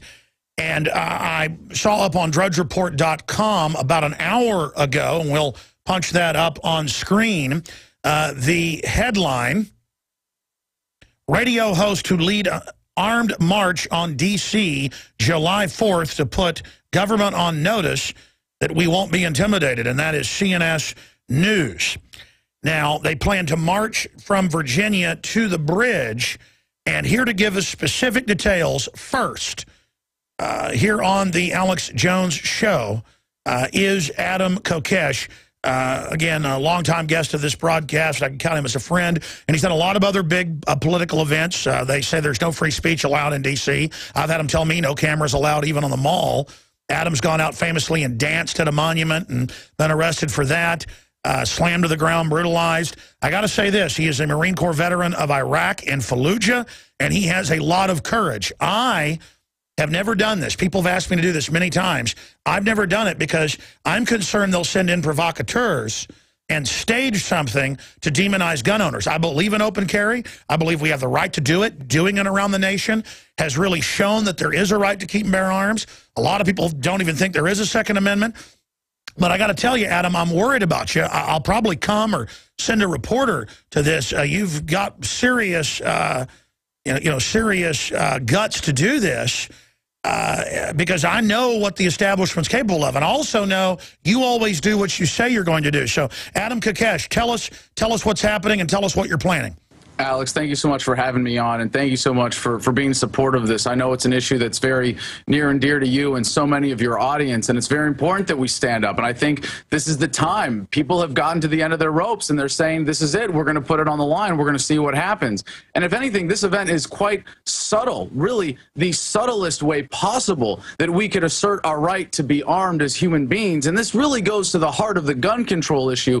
Is it about guns or is it about control? And what we're going to be doing is gathering at the National Cemetery on Independence Day in the morning and mustering into a formation. We hope to make sure that this is done in the safest and most visible and obvious way possible. And if I have to personally inspect every single individual carrying in that formation to ensure that that's what it is, that's what's going to happen. We will only invite individuals, at least who are not law enforcement officers, to be there with only a rifle or a shotgun slung across their back where their hands are not anywhere near it, and it can be made completely clear that they are coming in peace while asserting their right to be armed. We are going to march across the bridge, the Memorial Bridge, into the District of Columbia, where open carry is not permitted, march down Independence Avenue, around the Capitol, around the Supreme Court, and then up Pennsylvania Avenue, around the White House, back down to Constitution Avenue, and back peacefully to Virginia. What I'm going to be doing is coordinating with law enforcement. My recommendation to them is that they give us an escort, and they allow us to conduct our march peacefully in an orderly manner and make it clear why we are there. However, should they decide to say that we will not be welcome in the District of Criminals, Mortar on the Potomac, we will make it clear to the country and to the world that free people are not welcome in the capital of what is supposed to be the freest nation on earth, which we know to not be true now for many, many years, and yet so many Americans seem to labor under this illusion. And just recently, speaking in Mexico, incidentally, President Obama said, I think many of you know that in America, our Constitution guarantees our individual right to bear arms. And as president, I swore an oath to uphold that right, and I always will. Well, we're going to find out on Independence Day 2013 whether President Obama and the law enforcement officers that enforce his will in the District of Columbia are oath keepers or oath breakers, and whether they're actually going to stand up for the Constitution and the Second Amendment to which they swore an oath. Should there be any meeting of physical resistance, I have declared that, at least for myself, and I will ask everybody who is attending as a free individual to follow the same principles, that if we are going to be confronted physically, we are not going to physically challenge anyone. We are not going to cause any harm. We are going to conduct a peaceful event.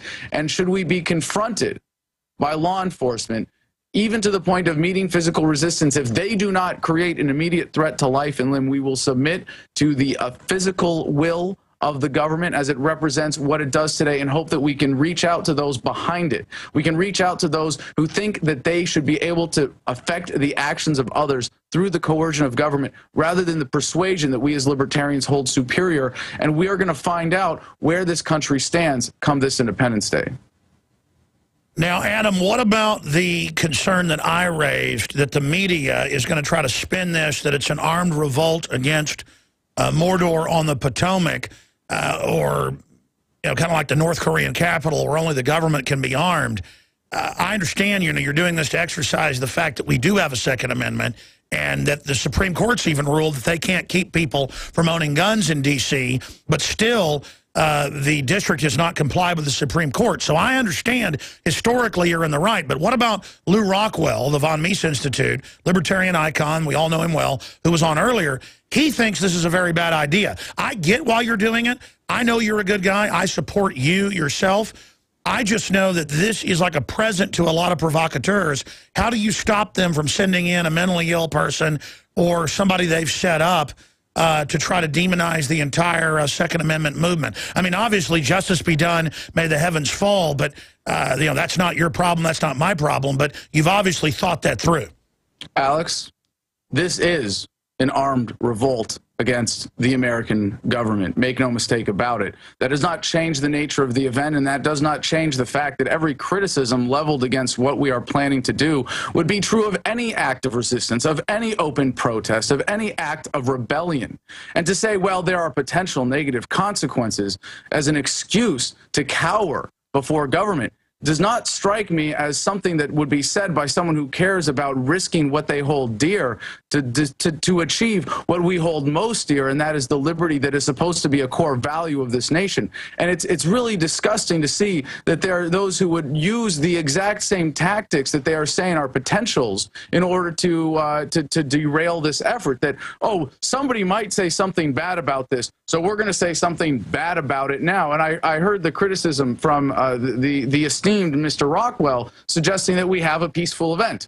We are having a peaceful event, and that, you know, we should be saying that. No, I get what you're saying. Let me stop you. You're saying, as a libertarian principle, it's whoever initiates the violence first. I get it. It's like Lexington and Concord. You know, hold your fire, don't shoot unless shot at, but, you know, stand your ground. If they mean to have a war, let them have it. And then you say this is an armed revolt. I say the government's illegitimate. It's violating our rights. But, I mean, why are you calling it a armed revolt? Because that idea in law has the connotation of you're going to be revolting with arms. I mean, I don't think having arms with you is the definition of revolting with arms. I think it signifies you're saying you were exercising the right to be armed. Well, you could split the terms there. I believe we are revolting with arms. And as you, I know personally, you are armed and you believe in this. And I would say that you are in revolt as well. And we saw the report just last week of the survey that 29% of Americans believe an armed revolt will be necessary for a revolution in the next few years. Well, for those Americans who see that it is potentially necessary, I have some news for you. It's already happening. It's already begun.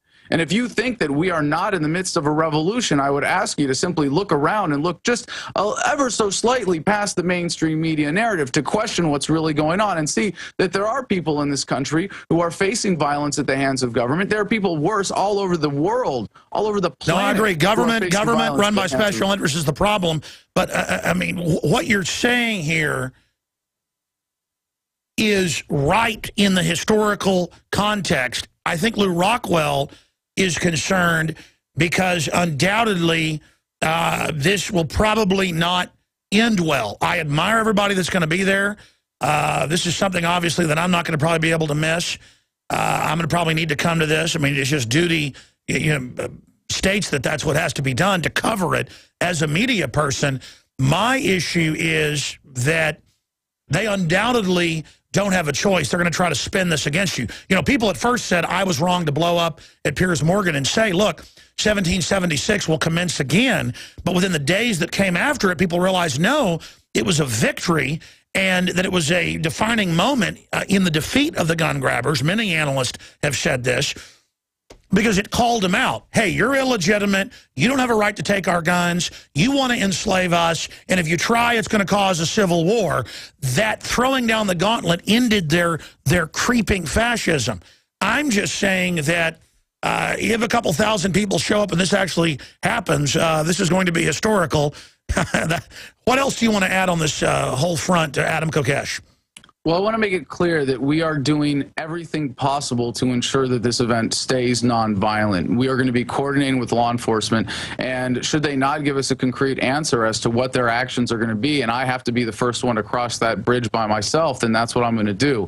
And I think enough people know from my past that I have the credibility to do what I'm going to say, as you attest, and I'm greatly appreciative of your endorsement in that, Mr. Jones. And I'm very much looking forward to seeing you there on Independence Day, not just as a reporter, but as a participant, as I know you will be in one form or another. And also, I'd like people to know that we are inviting everyone who would like to come, who would not like to risk arrest, who would not like to be armed, to join us as well. If there are any supporters who would like to come unarmed, you'll be welcome to fall in at the back of the formation, should you choose. Although we might, it seems now, have far too many who are actually carrying and restrict the formation just to that. But this is going to be an historic event. This is the showdown of 2013. We are going to put it on the line, and we're going to see if Obama's going to live up to his words or not. I can think of no better way than doing this. And it's just, there are those who are willing to cower, who will say that there's no time for confrontation. And there are those of us who will say, no, I am going to stand up. I am going to assert my rights. I'm going to make it absolutely clear what I am doing, but I will not cower in the darkness. I will not let government tell me what to do. And yes, we are going with the aim of overthrowing the government. It has become obsolete. It is an anachronism in 2013 that we still believe as human beings that we should be organizing society by coercion and violence and force of a central authority rather than as free, beautiful, independent human beings who are capable of getting along by persuasion rather than coercion. And what we are doing is marking the high watermark of government on Independence Day 2013. And this is it. This is the beginning of the end for government, for this idea that this is how society should be organized, that this monopoly on violence, that this destructive Leviathan has any right to exist among free, enlightened people. And in this day and age, when we have the tools, we have the information, we are able to see past the propaganda, to sit back and endorse this system, to cower, to say that the status quo is somehow acceptable, seems antithetical to every principle of liberty that I have ever stood for.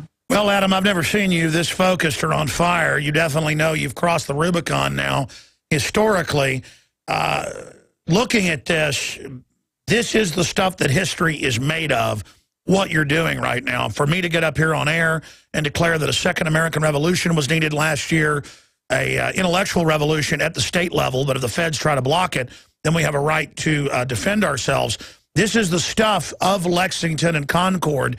We're beginning to enter the edge of that zone, but I've got to ask you to quantify this specifically so the corporatist, globalist press, the collaborator press, the occupation press, the sympathizer press does not take out of context what you're saying. I want you to quantify for everyone out there what you mean by this is an armed revolt and we mean to overthrow the government. Let me stop you. Do you mean overthrow the idea with civil disobedience and break the will of the corrupt establishment that they have a monopoly of force peacefully? Because when you use the terms armed revolt, when you use the terms overthrow the government, I would say checkmate the illegitimate occupiers that outside of law are saying we don't have a Second Amendment when the Supreme Court's already ruled D.C. is in violation and people have a right to carry guns there. Is that what you're saying? Alex, already it is checkmate for government. It is game over. We have put them in a lose-lose situation. There's nothing they can do to rescue themselves from the situation when enough of their victims have realized that government is a racket. What I am suggesting the revolution really consists of is the withdrawing of our material support for government. That is a tax revolt. That is open resistance and rebellion when the government tries to force its will upon you. That means that we stand up to unjust authority in whatever way that we see fit. When it comes to violence, it is always an inferior solution to peaceful means of resisting. And we hope that we can accomplish this entire revolution peacefully, that we can evolve past this phase of human society where we thought that government was necessary. But should it be necessary, we have to make it clear and put government on notice that we will use physical force when necessary and when appropriate to defend ourselves. I'm very glad that we haven't come quite to that situation yet, but the government's reaction to what we do on Independence Day may yet prove that to be necessary. I hope they are not going to put us in that kind of situation where violent resistance is appropriate. I would rather have the officers that we will be facing decide that they are going to honor their oaths, that they are going to stand down, that they would rather be with the people than with the government. And as you said, it's already illegitimate. All we're doing is proving that and demonstrating that. And when we are able to march through that city armed, we will show that the government fears the people, not the other way around, and liberty will be restored. We have breaking news at Infowars.com. U.S. Senator says Big Sis is buying up ammo to dry up supply. Inhofe, I believe it's intentional. Well, yes, they've now... our story that's been up on Drudge over the weekend is now confirming that they're going out to all the big manufacturers and asking if they can buy millions of bullets within just a few weeks' notice from them. And we have the video of Inhofe up there on the site breaking all of that down. So I'll just tell the crew to get that audio. So coming up in the next segment, we can point out what Senator Inhofe is covering and saying. Let me say this, Adam, and then let you make any other points you want to make. I admire courage instinctivly. I mean, who doesn't?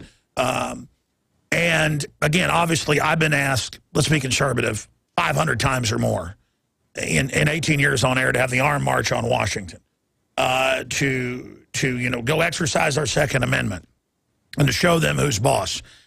We see the government buying billions of rounds of ammo, 7,000 plus anti-mine tanks. They're dug in. They know they're committing crimes.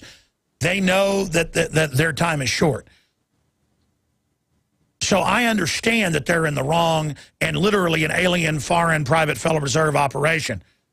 But when we're starting to get such big inroads in the info war, I always say to people that want to get an armed war going that I don't see that going well in the midterm or the short term. And I would like to try to have a velvet revolution, as I think you would like. So what do you say on that front? Power seeds nothing without demand, and as Thomas Sowell said, it's amazing how much panic one honest man can spread among a multitude of hypocrites. I think that's what this is exposing. I think simply changing the conversation here, putting the government in a lose-lose situation, is a huge victory for liberty.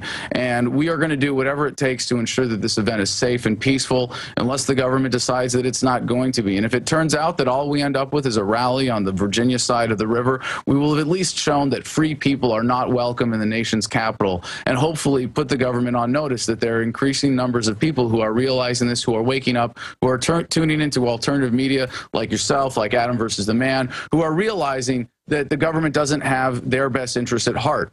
And that alone is a huge victory. So I think anything that we can do in this fight, anything that we can do to move humanity forward, to get the ball rolling, I think we are coming to an important turning point historically, as you compared what we are seeing here with this event to the events of the American Revolution. I'm quite flattered to hope that to think that there are people who are recognizing the significance of what we're doing.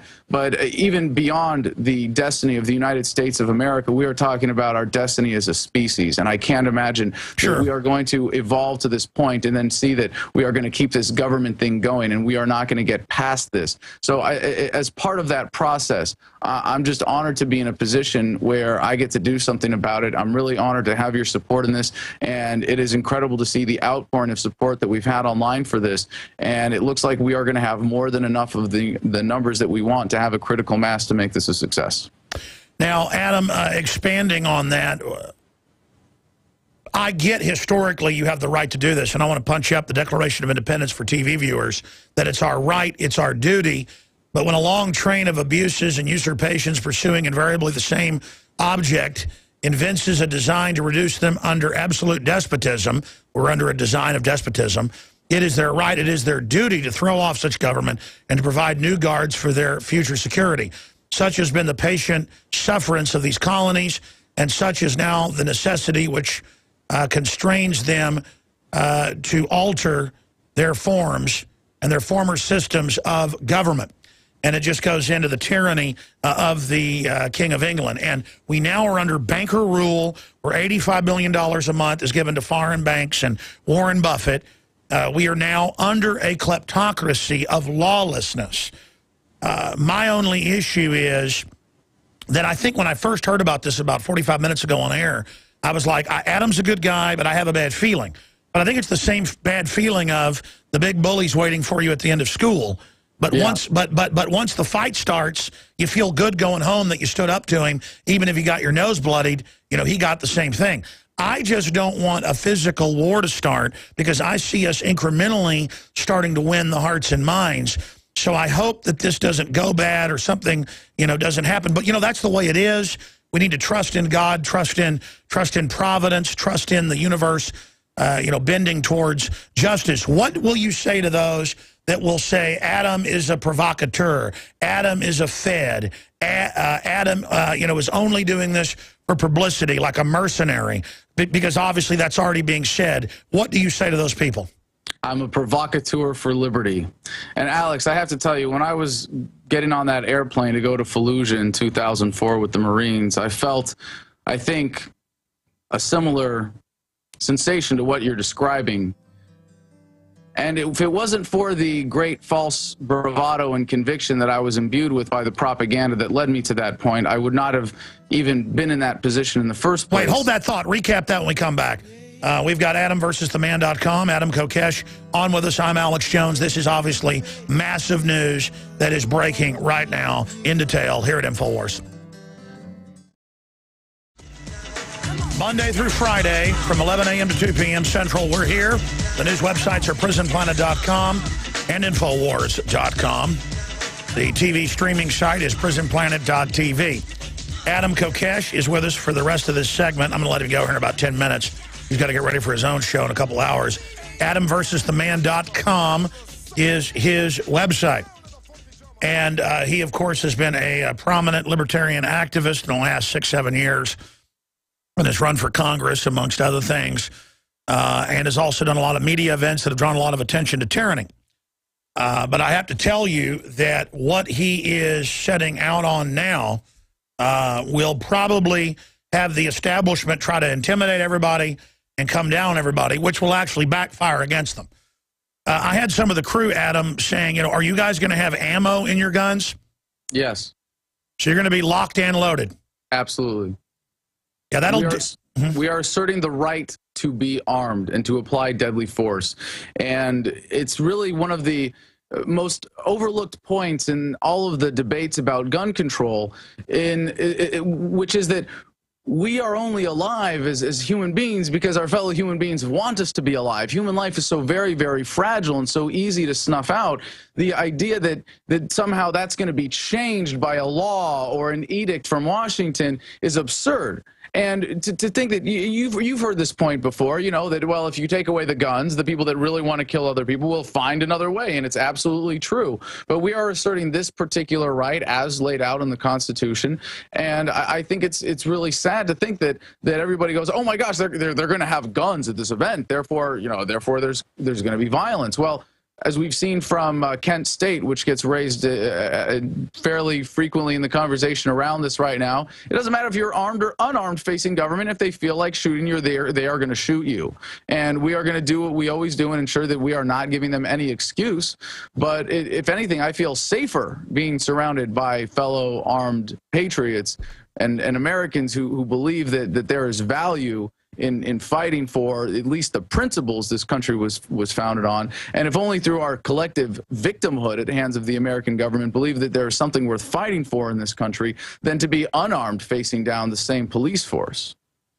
Well, look, this is civil rights at its core. Just like black folks going in and sitting at lunch counters saying, I'm not going to, get the food out the window anymore, I'm a human, or going in the bathroom, or sitting at the front of the bus. Back then, that was incredibly radical. Those people were demonized, but later the truth was self-evident. And the fact that it is the law you can be armed in a group in Virginia, they follow the Constitution. The fact that D.C., what the Heller decision's a couple years old, they still are in violation of it. The fact that you are in the right, and imagine how backwards it is that government can be armed, but it's saying you can't be, when the right of arrest is a citizen right, where we then, under state charter, create cities, and then we decide to hire police to be our servants via the citizen's right of arrest, to be professional citizens to do it as our servants. That's why they're called servants. Now they're authorities, officials. And I saw a poll out where 86% of police are totally pro-Second Amendment, and most cops I talk to at open carry rallies we've covered are love it, because they get it. A real criminal is going to have it hidden. They're not going to see the bullet coming. They get it. So the problem is, as you know, D.C. police are even worse than New York police, and I've been all over the country.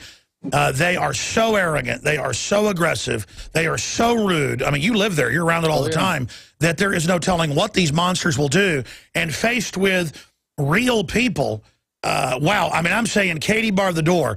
Get ready to be called by every media outlet out there since Drudge picked up your story. And let's say you've got 2 minutes on CNN, not a big audience, but they're legends in their own mind. It'll then get picked up on all the other channels. Sure. Together, the mainstream media is big. Let's say you are on 2 minutes, or you're in the room with Piers Morgan tomorrow night. In fact, I bet they call you there. You're in the room with the slimebag Piers Morgan, who only has 400,000 viewers now. It's dropped by about 200,000. He's a nobody. There's probably a 2 million listing right now. But still, by confronting him, it'll be put on Jay Leno, everywhere else, and then you will reach hundreds of millions when it airs everywhere worldwide. You've got 2 minutes with Piers Morgan. What do you say to him? If freedom scares you so much, why don't you move to North Korea? Is that enough?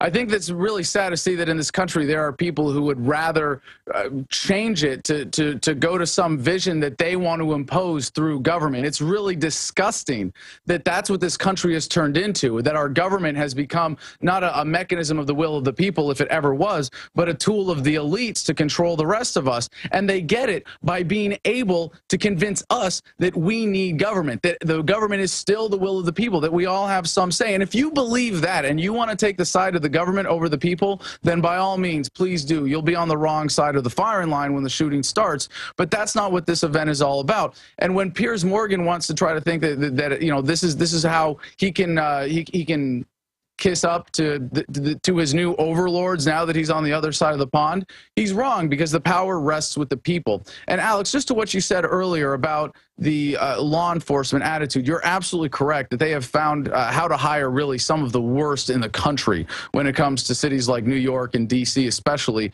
But what we are going to be doing is finding out which ones are oath keepers and oath breakers, and that's really important. But there's another wrinkle to this story in the law enforcement reaction on the side of supporting this event. And from what we've seen in the comments from those who claim to be law enforcement, opinions are a little split. There are some who are made nervous by this. We haven't had anyone say, I'm a law enforcement officer, you should not do this. And I want to really point that out. I have not had a single law enforcement officer contact me as such and tell me that this should not happen. We've had a lot of support from law enforcement officers who are specially invited to attend armed however they see fit, and we have seen an incredible amount of support. We've had law enforcement officers say that it's a great idea. We've had law enforcement officers say they'll be joining us with arms, and we've had law enforcement officers say they'll be joining us entirely disarmed. So they are welcome in doing this, and this just goes to show that the people who are supposedly the servants of the people, but really we know the servants of the government, they are not just ready to fall in line.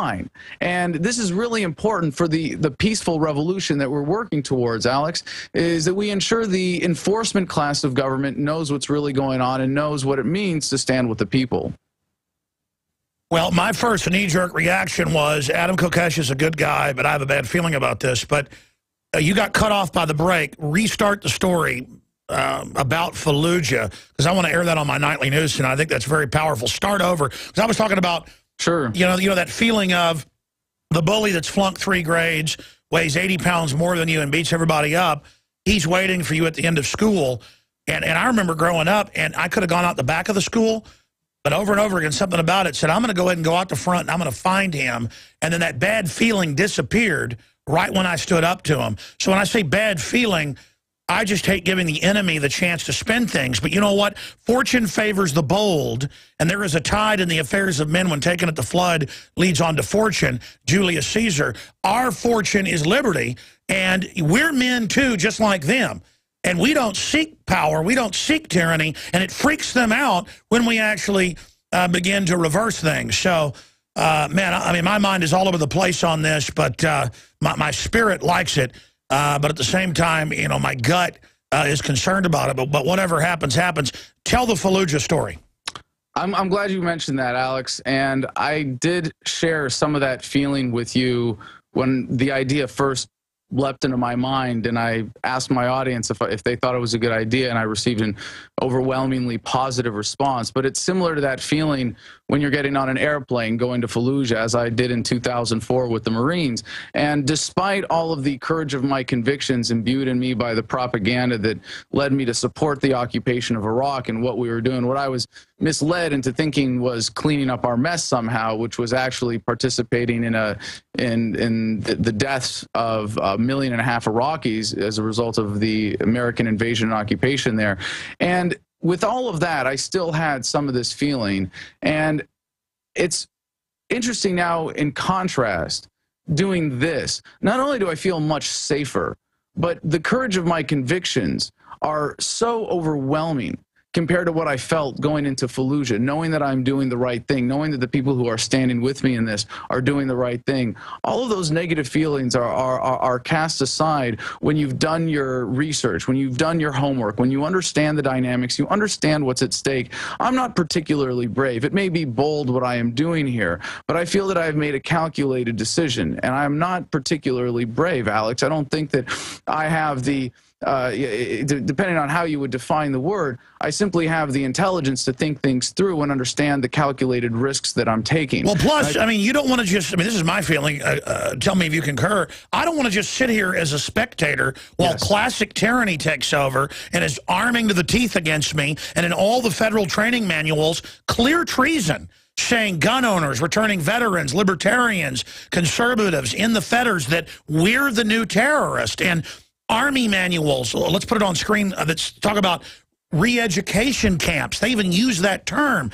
I mean, really, the question is, why have we waited this long? Yes, I have the answer, and that is exactly what I wanted to share with you in regards to your story about the bully. And I know there are a lot of people listening to this right now who are thinking the same thing. Oh my gosh, is this what I'm doing? I'm being turned loose by the authorities to the victim, to be a victim of a bully who's 80 pounds heavier than me? Am I going into a trap? And the answer is absolutely not. And you know this as well as anyone, Mr. Jones, that while the government may behave like a bully, it is a tiny speck of insignificance compared to the power of we the people. And if anything, we are the ones who are far favored to win this fight if you want to take a weigh-in and see who has more power, those of us who are going to be marching on Independence Day or those who are going to be trying to stop us. Yeah, there was a big editorial came out. Guys, when you type this in, editorialist comes out and says, I saw it this morning, put NRA members in camps. And this is the type of garbage that we see going on. And I'm trying to find the article because I want to show people, you know, the image of the NRA as a giant ogre with a club and the government bowing down in fear. But that's actually true. We are a 2,000-pound ogre with huge spiked teeth and a huge club compared to a chicken neck nobody, except we're not an ogre. We are enlightened with liberty and freedom and decency, and they should be scared. Well, Alex, after seeing the NRA's politicization, to put it kindly, I'm much more of a fan of gun owners of America. But you're absolutely correct. And if they did feel the need to put up a fence to keep all of us gun owners in, and it happened to take up the entire United States of America, except for the little part around D.C., and they had a big fence erected around the District of Criminals in order to keep the rest of us out, as long as they're keeping the government creeps and those who wish to control us in, I'd be more than happy with that. Well, again, I mean, I am for open carry everywhere because a right non-exercise is lost. I just, at a certain level, need to tell people that there is a chance they could set something up, set off a bomb, blame it on us, you name it. I think people should just consciously know the dangers. But the danger is much greater to just sit here on our butt and not get on the offense. Thank you. Thank you. Absolutely. And that's the greatest thing, to be able to step back and put this in perspective. When the government wants you to think this is dangerous, this is a risk, what's the alternative? Sitting at home, letting them come to get you, letting the next Boston bombing occur, letting them continue to trample all over the rights and freedoms of the American people? That you think that's going to be safer by comparison than standing up? Because history would say otherwise. Well, I want to say this to all the listeners, and we've chronicled it. That was another major syndicated column just in one paper we just showed earlier. We'll put it back on screen saying, put us in camps. And then I just showed on screen at Army.mil the resettlement plan where it says our Social Security numbers, how to process this, how to take our photos, how to break the families up. It's hundreds of pages that we broke down where the military is training, and that's why they're waking up, by the way, to put us in camps. How did the establishment think the military wouldn't turn against them?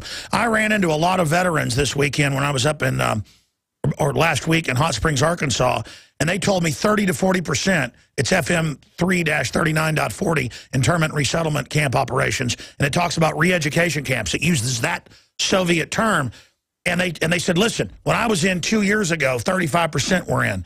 Or when my buddy was in last year, 45% were in. I ran into people in uniform. They said, everybody I know is awake. What are you seeing with all the veterans? I know there's a lot of veterans that work on your show, you know, recent Iraq veterans. What are, because, and then Homeland Security comes out and says, you're the terrorist now, returning veterans because they know you're awake. I think they've overplayed their hand, and then they're all over the news saying, we need to arrest Alex Jones. He's a crazy. And so they cuddle up and believe their own propaganda, and I think are showing their hand. We're not a bunch of poor Russian peasants, you know, that had already lived under slavery. And by the way, the communists could barely beat them. They fought hard. We're not a bunch of Germans that are just going to follow orders. I'm not knocking Germans. I mean, I hope the New World Order kids, they've bit off more than they can chew here. Oh, yes. Oh, yes. We are going to turn the tide. And as you've seen from the growth of the organization Oath Keepers and from the evidence that you present here and from all of the feedback that I've got from members of the Adam versus the Man audience that are heavily leaning with, or at least we have more than our fair share of active duty military personnel, veterans, and of law enforcement officers, because they're very concerned with these issues. And for the people that wake up from on the inside, it's very powerful to see that there's a whole other way of thinking on the outside. And this, I can only hope that in the greater picture, as I'm sure you're keen to see that this will have some historical significance, it may serve as a turning point for those within the system, those enforcements, those enforcers of government, the members of the enforcement class, for them to see that there is an alternative. There is a means to disobedience. There is a calling to the higher law of the Constitution, if not the higher law of natural rights, to respect our fellow human beings rather than to simply be obedient enforcers of the edicts of politicians. And if anything, I really truly hope that this event can serve as a catalyst for the revolution that is already occurring in the minds of so many enforcers. Well, let's be clear. They can crush stuff that they stage and then claim they've defeated the Patriot movement. That's all a hoax. They can get Bostonites to come out with their hands up because they ran a media hoax, but that's one time. They're not, every time they get a chance, Boston, Katrina, they take the guns. The military, as you know, trains to take the guns. If 35, 40, 45% of active duty were awake years ago, the numbers I'm getting from Fort Hood, it's more like 60. What are you getting from the vets you know? I mean, how explosive is this? Well, I think in the veteran community, people are much more keen to wake up because they have a little less at stake. You get out of the military, it's a little easier to see past the propaganda that you're surrounded by. So I think it's very important right now for veterans to be reaching out to any active duty troops they may know. We especially invite active duty soldiers and veterans to join us on this march as well on Independence Day. And I really think that there's an important bridge being, Absolutely. No. This is the restoration of the Republic against the Marxist globalist revolutionaries. Adam Kokesh, you got a lot of guts, and guts is enough. In the last 2 years alone, the U.S. Yeah, the globalists are taking the gloves off, so are we. Again, I think Adam's a good guy. People need to know what they're getting into on this. It's your right to do this, but the globalists are criminals. And they're known to beat people up on video and then frame you for attacking them. And they've got juries so evil that a cop can shoot you in the head 5 times, hack you up with a hatchet, barbecue your flesh, and they'll call that an assault on him if he didn't like the flavor of your meat. And I'm not even hardly being satirical. How many times have you seen video of them beat somebody up and then charge you with resisting? I've seen cases where they say they hurt their fist punching you. So, you hit me, bam, break your nose. Syria, how dare Syria say it's not nice, we're bombing them. They're actually saying that on the news right now. And the jihadis are joining forces, hacking America. Oh, Al Gore's got $200 million in the bank. On and on and on while they rape us. The globalists are raping us. So I got to stew on this because I haven't personally done this because maybe the time wasn't right over the years. Plus, I saw a provocateur back in the mid-'90s do this, a famous lady who put out hoaxes about FEMA camps and stuff. I don't think he's a bad guy, Adam Kokesh. Adam Kokesh, I think, is for real. And they can spin this 1,000 different ways, but fortune favors the bold, and our fortune is liberty. Look at this Alexander Solzhenitsyn quote. I mean, people got mad at me yelling at Piers Morgan. I mean, Paul Revere was calling for killing redcoats. So I guess just America is radical.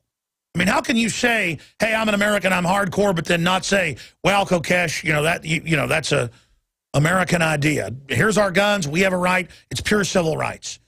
And sure, the enemy can do all sorts of stuff.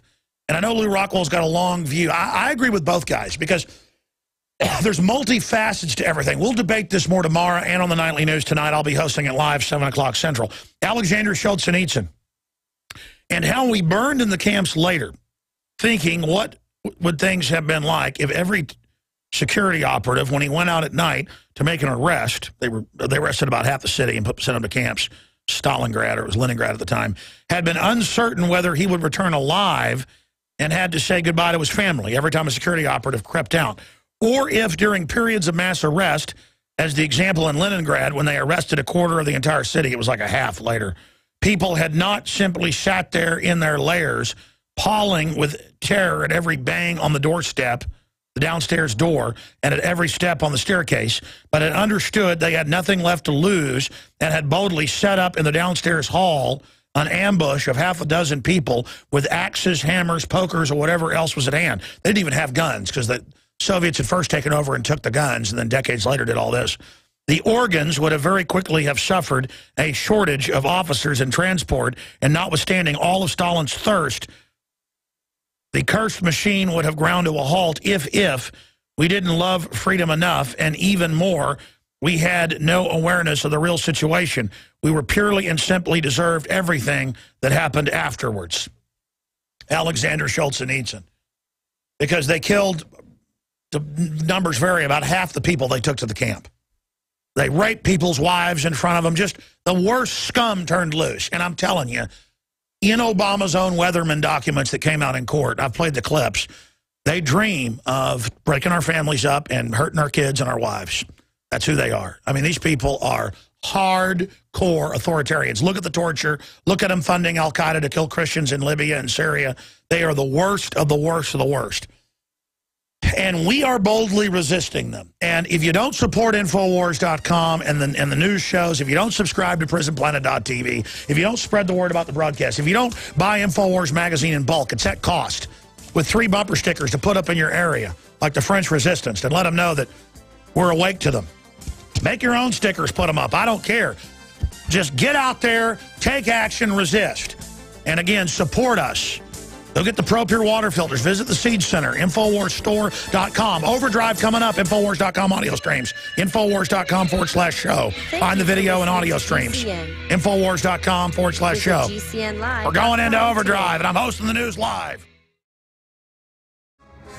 All right, we got a lot of new breaking news up at Infowars.com. Radio host to lead armed march on D.C. July 4th to put government on notice. He said things like it's an armed revolt. He said things, I mean, he said a lot. We need to probably get the quotes out of that and add them to this article. He said, quote, this is an armed revolt. He said that this is a overthrow of the government, and he means politically by showing what they're doing, clearly using inflammatory language to get as much media attention as possible. But I don't know what to say. I mean, I support open carry, and I can only admire the courage. I've got some problems with it because I know what the enemy can do. But, you know, if you start letting what the enemy can do back to you control everything, I've just found charging in usually gets things done. At the same time, it is fraught with issues. So I would just tell people, I would not bring your children to this, to say the least. And I'll think about it more when the show ends today. Then I'm doing the nightly news. I'll think about it more. And tonight, 7 o'clock, hosting live. There's been some taped interviews they're doing, too. But I'm going to, more and more, we're doing Infowars Nightly News live, 7 o'clock Central. But here's some of the news up at Infowars.com. I've got a special report we're going to air that's got the Dan Badandi interviews with people in Boston that were violated in the martial law lockdown that ties in with a MSNBC host saying that Ron Paul's a liar about it being martial law. It was martial law by any stretch of the imagination, where everyone is a suspect, except government, who's the prime suspect. I mean, we're done. The government tortures kids in front of their parents in Iraq. We're done. It's an illegal government. It's criminals. Radio host to lead armed march on D.C. July 4th to put government on notice. 60 Minutes propaganda, counterinsurgency cops in Massachusetts. Yeah, they now have counterinsurgency cops on 60 Minutes, calling the citizens the insurgency. See, they're ready for it. They want it. I mean, this is a bad, bad government. U.S. Senator, big says ammo buy to dry up supply. That's Senator Inhofe. Source, Israeli airstrike on Syria, coordinated with al-Qaeda militants. Unbelievable. It's like Twilight Zone. Internet sales tax, call Congress immediately. Megabanks, ATF, true culprits behind Mexican drug and gun violence. Obama urges grad students to reject warnings about government tyranny. And when that's all we see happening is massive tyranny. Alex Jones calls on world press to cover Bilderberg 2013. I haven't even gotten to this yet. They're always,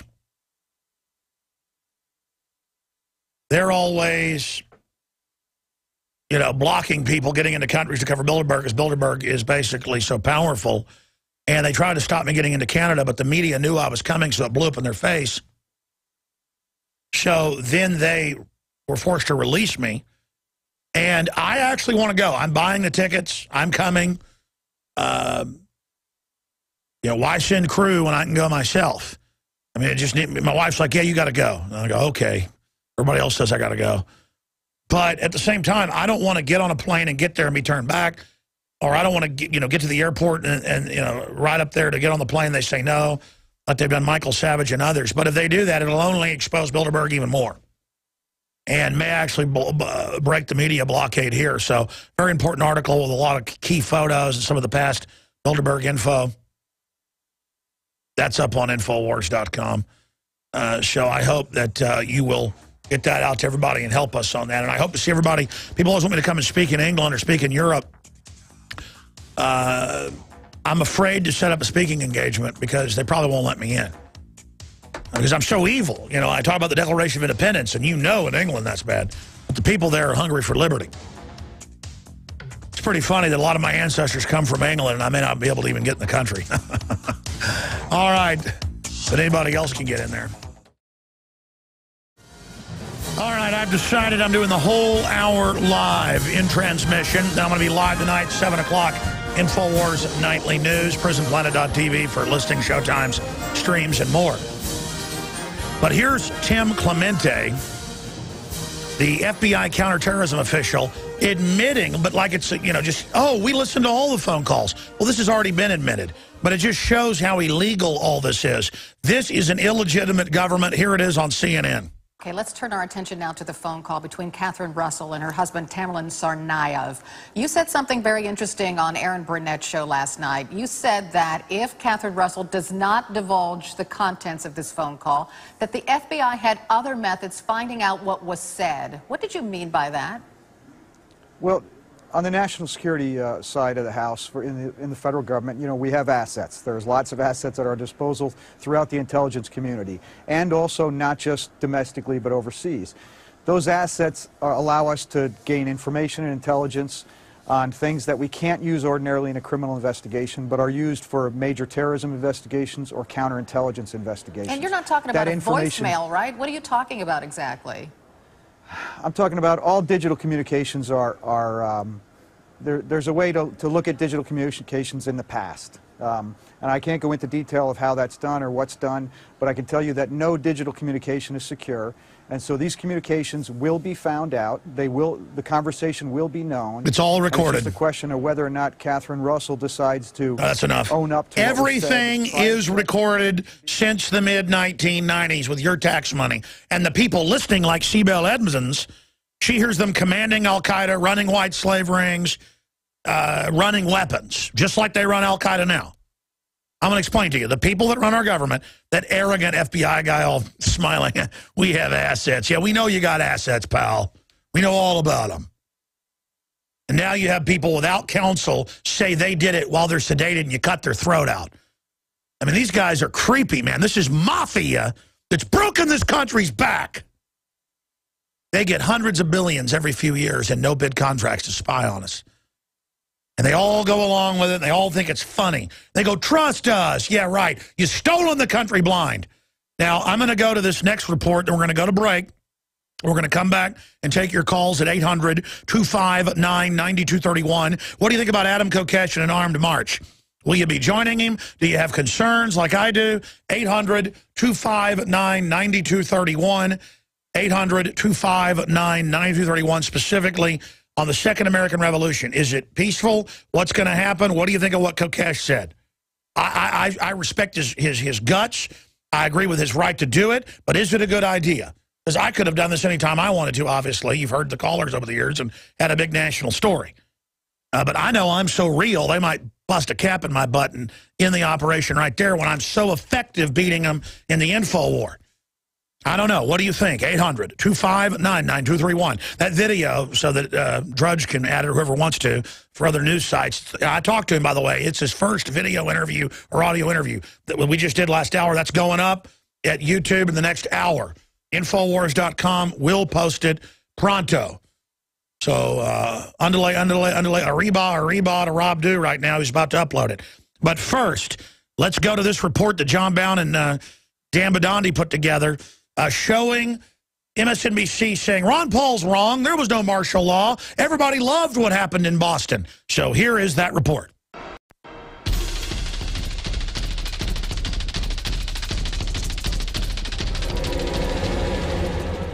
I'm David Knight with InfoWars Nightly News. Now, recently, Ron Paul was on the Alex Jones Show, and he expressed concern about the way the police conducted themselves. He had some pretty strong language. He called it martial law, and we agree. Governments are supposed to protect our liberties. Once they decide they're going to make us safe, economically and physically safe, they can only do this by taking away our liberties. Those pictures really concern me. That is such a visual image when you see thousands and thousands of troops, and they weren't your local friendly policemen that were involved. I mean, can you imagine all these people being locked? They became prisoners. It was accepted too easily. It was martial law. But Lawrence O'Donnell took exception to that, and he very strongly called Ron Paul a liar repeatedly on his show for what he said about the way the police conducted themselves, going house to house, pointing guns at people in windows in houses, dragging them out of their houses at gunpoint, going down the streets in armored personnel carriers with full police riot gear. Wait, I want to show pictures first, and then I want to show some of the pictures of the Boston police, okay? Look at this. I mean, if this is what you have, why don't you invade a country? Show some of the other ones. I mean, go up to Canada, take their oil. Look at these. These are half-tracks. I don't care what you might want to call it, an urban assault vehicle, but this country is becoming a police state, and it is very troubling to me. We believe that's very excessive. We believe that that is setting a template for martial law to be gradually eased in, and so does Ron Paul. But Lawrence O'Donnell called him a liar. He said from the very beginning to say that this was forced is a lie, that the governor was just simply telling people to shelter in place, and it was a suggestion. Police don't need warrants. Families thrown out of their homes at gunpoint to be searched without probable cause. No guns were pointed at any families. What a vile lie. There were no tanks, and there were no police pointing their weapons at innocent citizens. Well, when the government points a gun at you and suggests that you do something, we call that force. And they may call it something else, but they're just playing with semantics. We wanted to add to the pictures that people have already seen, pictures that were already there when Lawrence O'Donnell called Ron Paul a liar. So we sent Dan Badandi to interview residents and tell us what they experienced during this excessive manhunt. And here are those interviews. A cop pointed his gun at me, and then they called SWAT in, and then SWAT came and picked me up by a shield, and they threw me in the back of a car and then dropped me off in the middle of Newton. So they dropped you off in the middle of nowhere, and what time of night was that? What time was that, like 5? Yeah, broad daylight. Just dropped me off, took me out of the cuffs, and told me to walk. And when they put the cuffs on you, did they read you your Miranda rights? Nope. So you were unlawfully detained from being on public property? Yeah. Did they ask to search your house? They told me they wouldn't search the house. So they didn't ask you, they just told you? They told me they weren't coming in to search. And did they command you to leave your home?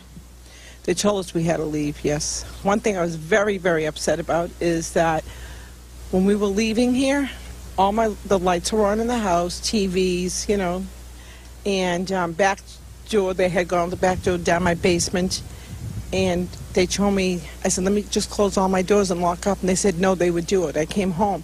Back door was open. This is hours now later. Back door was open, front door was open, basement door was open. Lights were on, TVs were on. No one did anything. So they basically left your house unsecured, but the doors wide open while nobody was home? Yes, they did. And you say there's bullet holes in your car here? Yes, this is a bullet hole here. Are they going to try to that quick? And there's a bullet hole here. It shot out the window on the side there. And in my car, there's a bullet hole, as you can see. I don't know where it is. Maybe it's in the car somewhere. I have no idea. But the back window's blown out and the side window's blown out. What they did, they disrupted this entire world for a day. We initially got a report from the police department that it was voluntary searches, but then after talking to the residents, we found out that they weren't asking if they could have permission to enter homes. They were just forcefully entering people's homes to search. So did they knock at your door or just walk in? They knocked the door, but you know, I mean, the door, they almost pushed the door through them. I mean. And did they ask you to search your home at all, or they just did it? They just did it, you know, they just came in and they went through. And did they command you to leave your home? Yes. We left, and they say, let's lock the doors. They say, no, we'll take care of it. We'll lock your doors and everything. We came home midnight, and everything was open. And nobody was around here. So they left your house also unsecured and wide open? Exactly. And nobody was around here. What takes anybody? Anybody can walk in. They mistreated the elderly then, right? Yes. Unbelievable. Yes, you know, I didn't like that. You know, like I said, they tried to do the job, you know, I mean, no. But on this point here, I got very upset, very upset. And, did they ask to search your house, or they just searched it? They wanted to search the house, but my grandma said nobody was in there, and then they proceeded to ask my grandma for my uncle lives upstairs, and the house is a deadbolt, and my grandma said, there's no one up there. I didn't hear anyone go up the stairs, but they still made her give the house key and unlocked it with that key and searched upstairs and all the way up to the attic. Well, they didn't want to give the key back, but they ended up giving the key back. My grandma, they did. And did they command you at all any time to leave your home or stay in the home? So it was stay inside. But the thing overall that caught my eye is that my friend on Franklin Street lived across the street, and the Army people did a huge search in their garage. But the boat was directly across the street. They didn't search the boat, not once. They didn't even go around it. And that's where the younger brother was found? That's where the suspect was. And it's funny because the police didn't find him when they did the thing. The person finally got to leave their house because they said everyone stay inside. He left his house and saw the blood on the boat. We, had to go through multiple checkpoints. We were searched ourselves. Other journalists on the scene were told to lay on the ground as they were searched. So it was a very, very touchy, very intense situation to be in.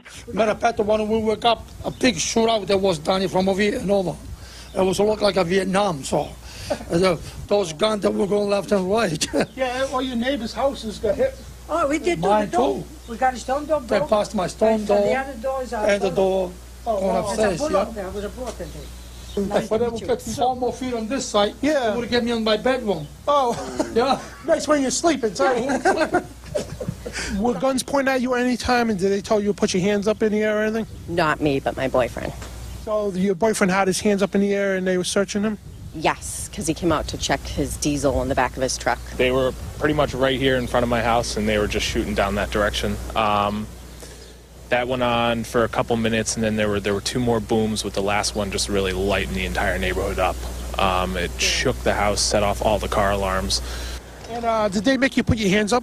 When we came out, we put our hands up and they searched us, but other than that, we just walked down. And did they ask you at all to search you? Yeah, they asked. They told us that they were going to be searching us.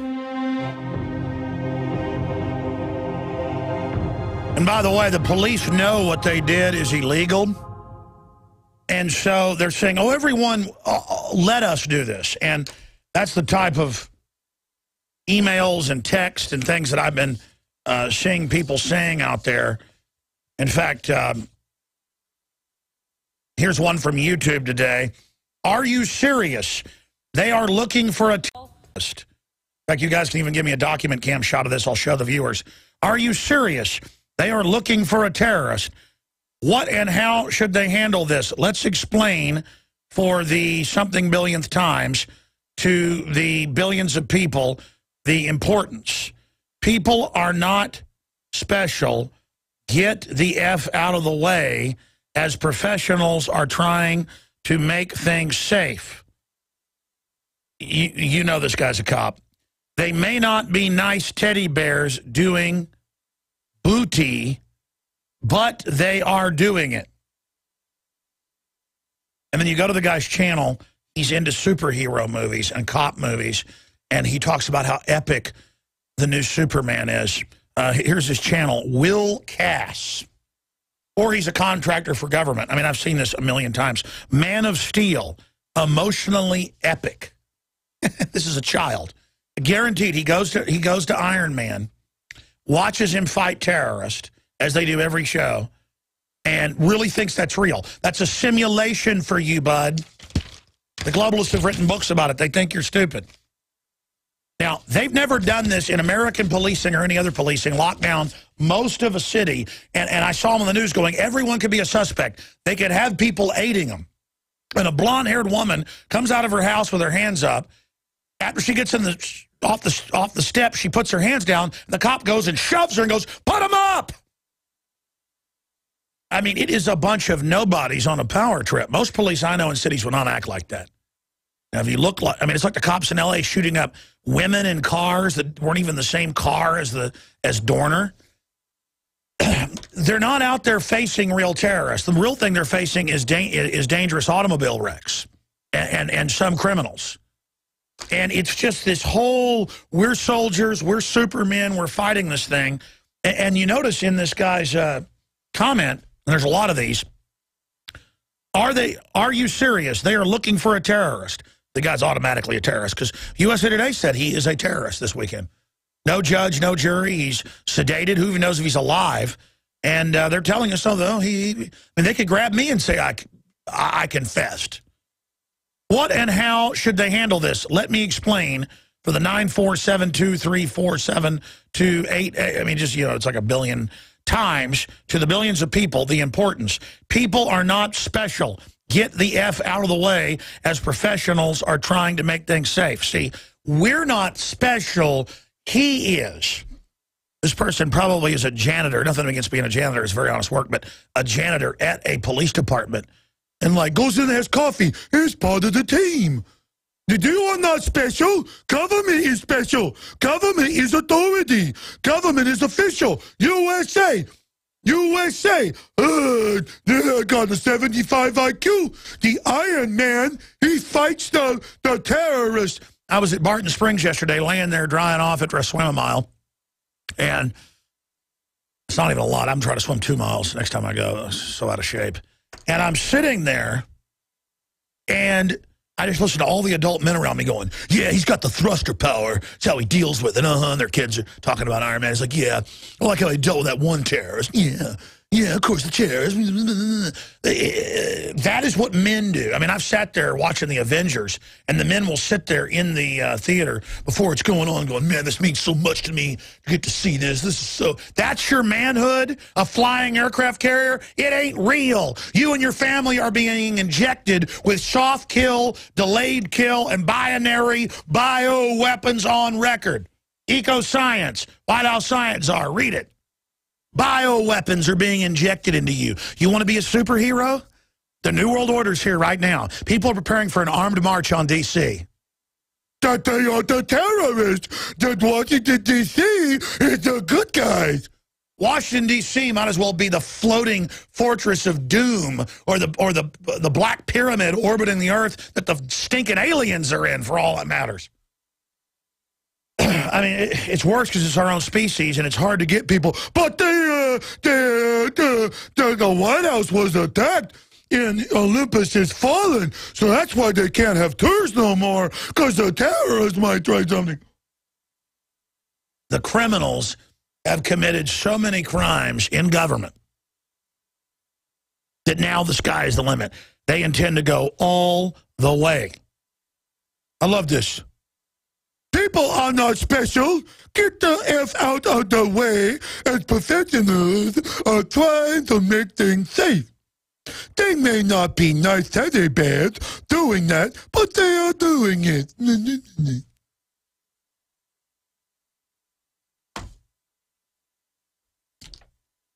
mean, look at this. People are not special. Get the F out of the way. So your wife comes out, blonde-haired lady. The cop shoved her. Just keep hands up, bitch. That good. You're not special. Respect me. Respect me. And we talk to the people. You'd have like a 17-year-old out in their yard, look nothing like the guy. They pull you up, strip you down, drive you around, throw you out in another city. Hey, get out of the car. We the government, you not. Never forget the video of the state police from their own squad car. 2001, Abby Martin, no, 2002. Navy veteran, no criminal record. A checkpoint. They're searching cars. She goes, were you looking for somebody? No, it's a routine check. Oh, it's routine, so it's okay. It's like, we're going to stick you in a blender. It's routine, so it's all right. She goes, well, you can't search my car. And they go, get out of the car, then. I mean, their voice was actually like, all right, get out of the car. I'm handcuffing you. And then they get in the back of her car and they find a pocket Constitution and they start going, look at this. I've never seen nothing like it.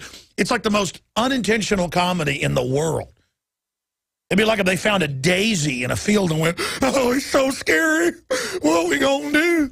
And they're going, I think we need to arrest her for this. I don't think this is legal. And the head one goes, I think it might be. That may have been what she's talking about, having rights. I mean, it's literally, you know what? I'm going to say this. Mike Judge sends me text saying, hey, good show today, good this and that. And then he's like, oh, come on, soon as a couple of weeks. Mike Judge, you need to come on, man, because Idiocracy that you made is exactly where we're already at. Of course, I don't call him that often. I just got to bug the hell out of him until he doesn't. Now, if I want to go listen to Weldon Henson play music and drink beer with Mike Judge, I guess I can get that done. But see, Mike, I admire you and want to get you on air. I don't want to go to a honky-tonk and drink beer with Weldon Henson, even though I love his country music. Then I got to drive home. I'm joking. I went out and saw Weldon a couple weeks ago. It's always good to see his wife, too. What a sweetie. Water is for toilets. Drink Brondo, the thirst mutilator. And President Macho Camacho. The Dominator Annihilator Monster Truck. Oh, God, help me. We're going to go to break and come back with your calls. I don't even know what to do anymore. I have entered the twilight zone. Because that's what I see, like, you little people need to get out of the way and let the professionals handle it. The professionals never locked down, 80% of a city and came up pointing guns at women and children. And then families are walking out there pointing it right at them. And you see the cops' eyes. They're all, like, on power trips and like, look all crazy. You see looks of cops going like, and it's like getting all into the pageantry and the media and their movie stars. I mean, it is mentally ill narcissism. And they'd come up to like AP reporters and say, we will kill you if you don't stop filming. Because, folks, they were given the word. This will bring everybody down. These guys have got to die. Got to kill the patsies. We shot into that boat with all those machine guns and he's not dead. Oh, my God, the media's on it. We can't kill him. I was listening to the scanner. Oh, my gosh, the media's on it. Abort, abort. Then all of a sudden the guy gets up. It's all right. Bring him into custody and cut his larynx out. He'll confess. He'll do what it takes. Get rid of the vocal cords. That's how we deal with zizits. All right. I'm going to go right to your phone calls, or I never will. Some of the news up on Infowars.com that we need to get out is Alex Jones calls on World Press to cover Bilderberg 2013. Please get that out to everyone ASAP. We've got other big breaking news up at Infowars.com.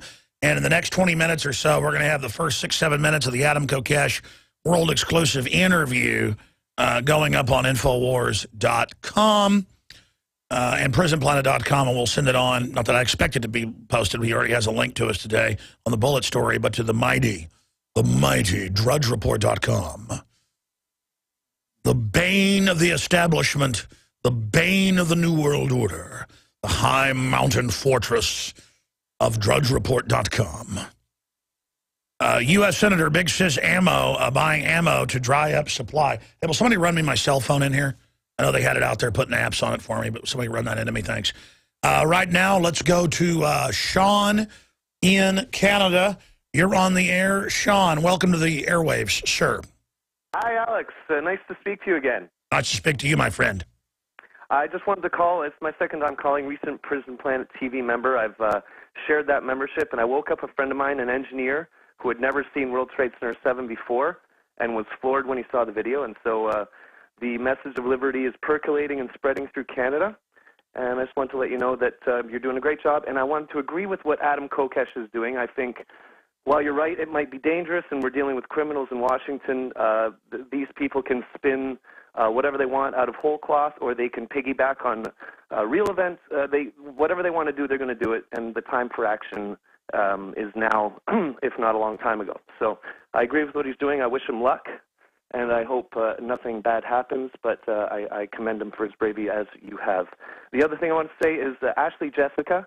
I'm a friend of hers. She was so central to the opt-out and film campaign, and she is trying to raise money to go to Bilderberg and protest. And I just want to give a shout-out to her and encourage all of her supporters on Twitter and out there in cyberspace to donate to the cause to help that girl go fight the good fight. Absolutely. And on top of that, everyone in England especially, we have a giant audience in Wales and in England and in Northern England and in Scotland and in Northern and Southern Ireland.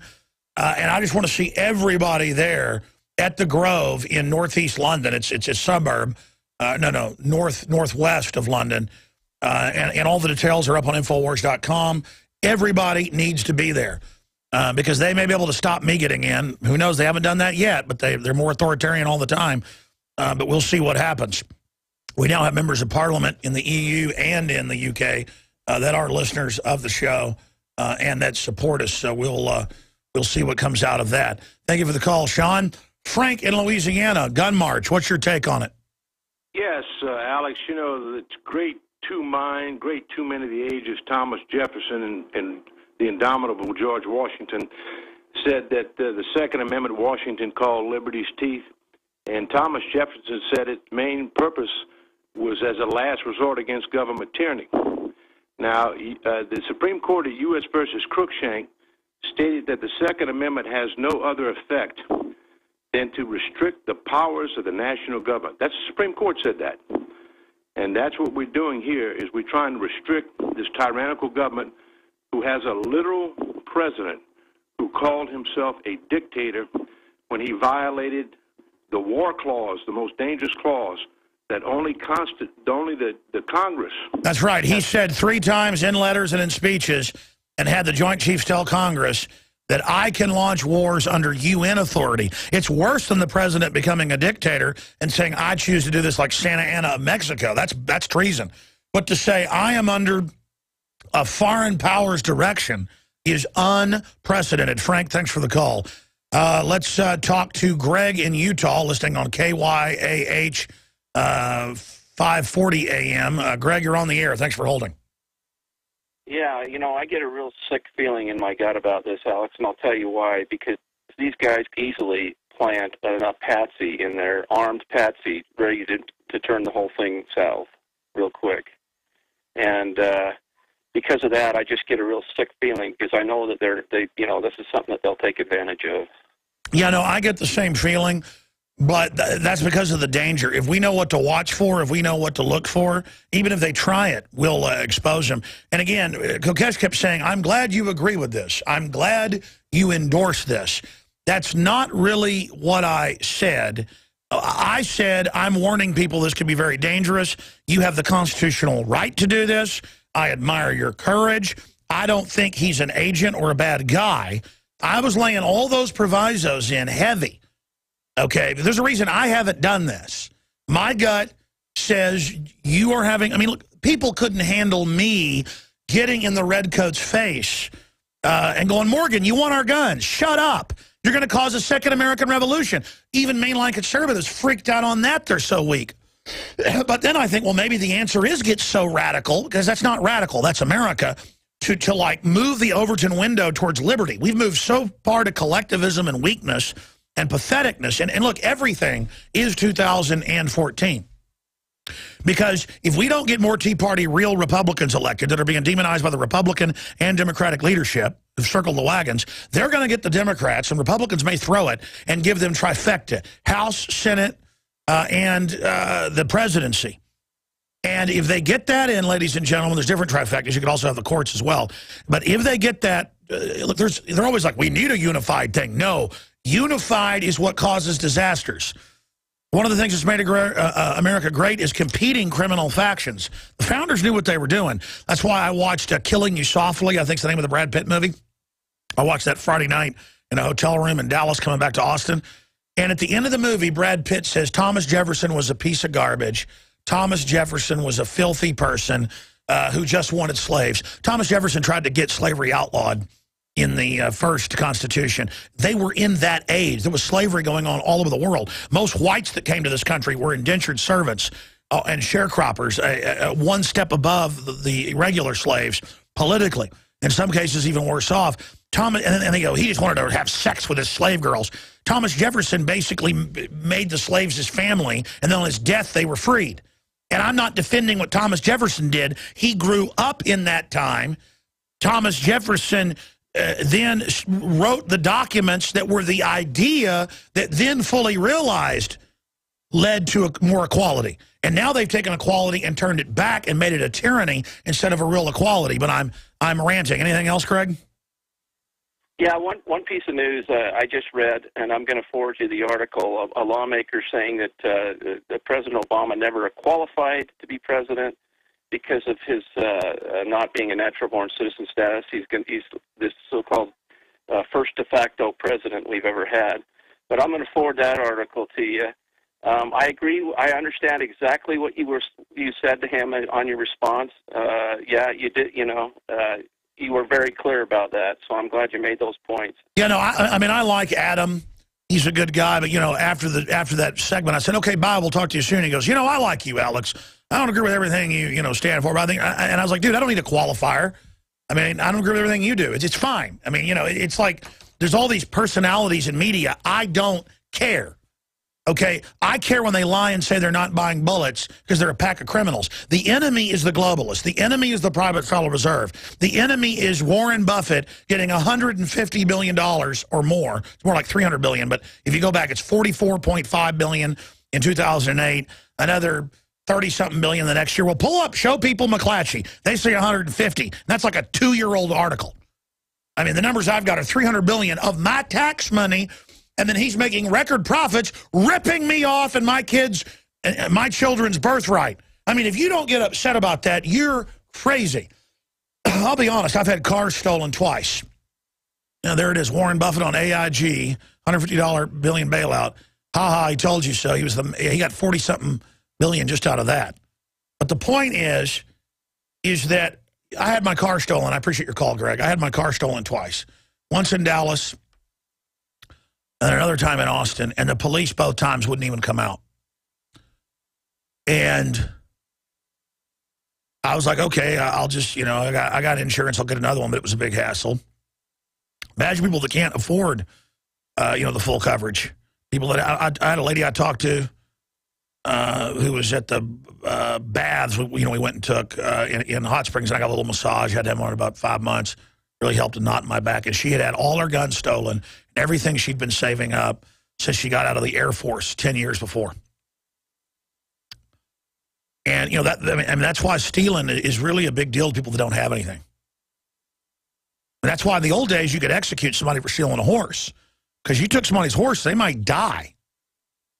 And I really hate criminals that steal from poor people or lower middle class. I mean, I really, you steal some kid's bike when they're not going to be able to get another one. And then I think about the government stealing my kid's birthright. I get mad hearing about people having their kids' bikes stolen. I've had my bike stolen out of my garage multiple times. Leave it open 5 minutes, taking groceries in or something, they steal your bikes. I don't care if it's in Westlake or South Austin. I've had it happen both places. And that makes me mad. The violation. But then I think about how they put GMO that they know kills the animals that eat it over time. Organ failure. I mean, and then they brag and write books how they're doing it to us. And I have to look at them up there spying on us and getting my tax money to do it. And they're creepy and they're on power trips, man. And then I'm like, everybody's freaked out and scared of what Kokesh is doing. And my knee-jerk reaction was that as well. And I'm going to put warnings out.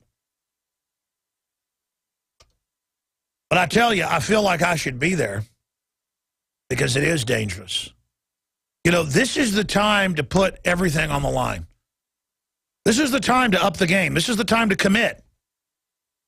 And you know, he was like, I hope you'll be there being armed. Like, oh, if you're not armed, Alex, you know, you don't have courage. I don't think he meant it like that, but, you know, like, hey, come on, go all the way. My issue is, most of the time I'm not armed. When people say, don't you have a concealed carry? I've never had time to go get it. I can carry guns if I want in Texas. Sometimes I do carry a rifle in my car. Not most of the time because my kids are in there. Not that they don't know not to touch it. It's just a lot of stuff goes on. I got a gun right here underneath the table. But when I go out to public rallies and things, I could have carried guns in Virginia at Bilderberg, and there were guys out there with holstered guns. Let me tell you, the police really got respect then. But it's almost not like I'm showing off that I'm not scared to be killed. I am not going to live in that type of fear. I mean, I don't want to die. I love life so much I'd never commit suicide. But if somebody does kill me, I hope they get me right between the eyes. I hope my whole brain gets blown out because I don't want to be paralyzed or something. That's the kind of stuff I'm afraid of. I'm not afraid of dying. Man, this life is like 5 seconds long. I remember being 3 years old playing in the backyard and looking up into the sky and the sun and just feeling the presence of God. And now I'm almost 40 years old, and I'm getting older, and, you know, my shoulders hurt and everything else. I can't imagine what it's like to be 80 years old, incredible pain. I mean, I just know, like, I'm going to be 80. It's going to be like, bam, I'm 80, and then bam, I'm dead. I mean, you know what? You don't have power over me. I'm not afraid anymore. It's not like I even want to be there with a gun to say, look, I've got a gun. I want to be there without a gun so that if somebody strikes me down, it's that even more obvious. And I want to be able to document it as like an observer. I even wear a shirt saying observer. Because that's the real weapon. Those video cameras I'm going to have are the real weapon systems. I would be streaming live, just like when we're at Bilderberg this year in England. Those are the weapon systems. And Rockwell knows we're winning, and he sees the danger in where this is going, so he's against it.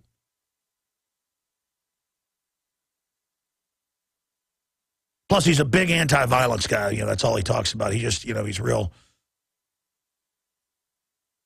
But we'll see what happens. Because, you know, Kokesh is not doing that. He's doing it as a stunt for liberty. A provocateur of liberty, as he called himself. But, I mean, he'll do it. He'll do it. And I have always said it's not a good idea because they'll provocateur something. But, see, that was a long time ago. So, we'll see what happens. I personally don't want to be around the TSA. It's not that they scare me. It's that it's so stupid. They know who I am. The government runs Al-Qaeda. And I'm scared to blow up and get arrested because I don't want to be arrested because I don't like being around it and all the power tripping. The shallow people that just get off on exercising power for no reason over and over again. I'd like to exercise an oil paint brush to paint a masterpiece.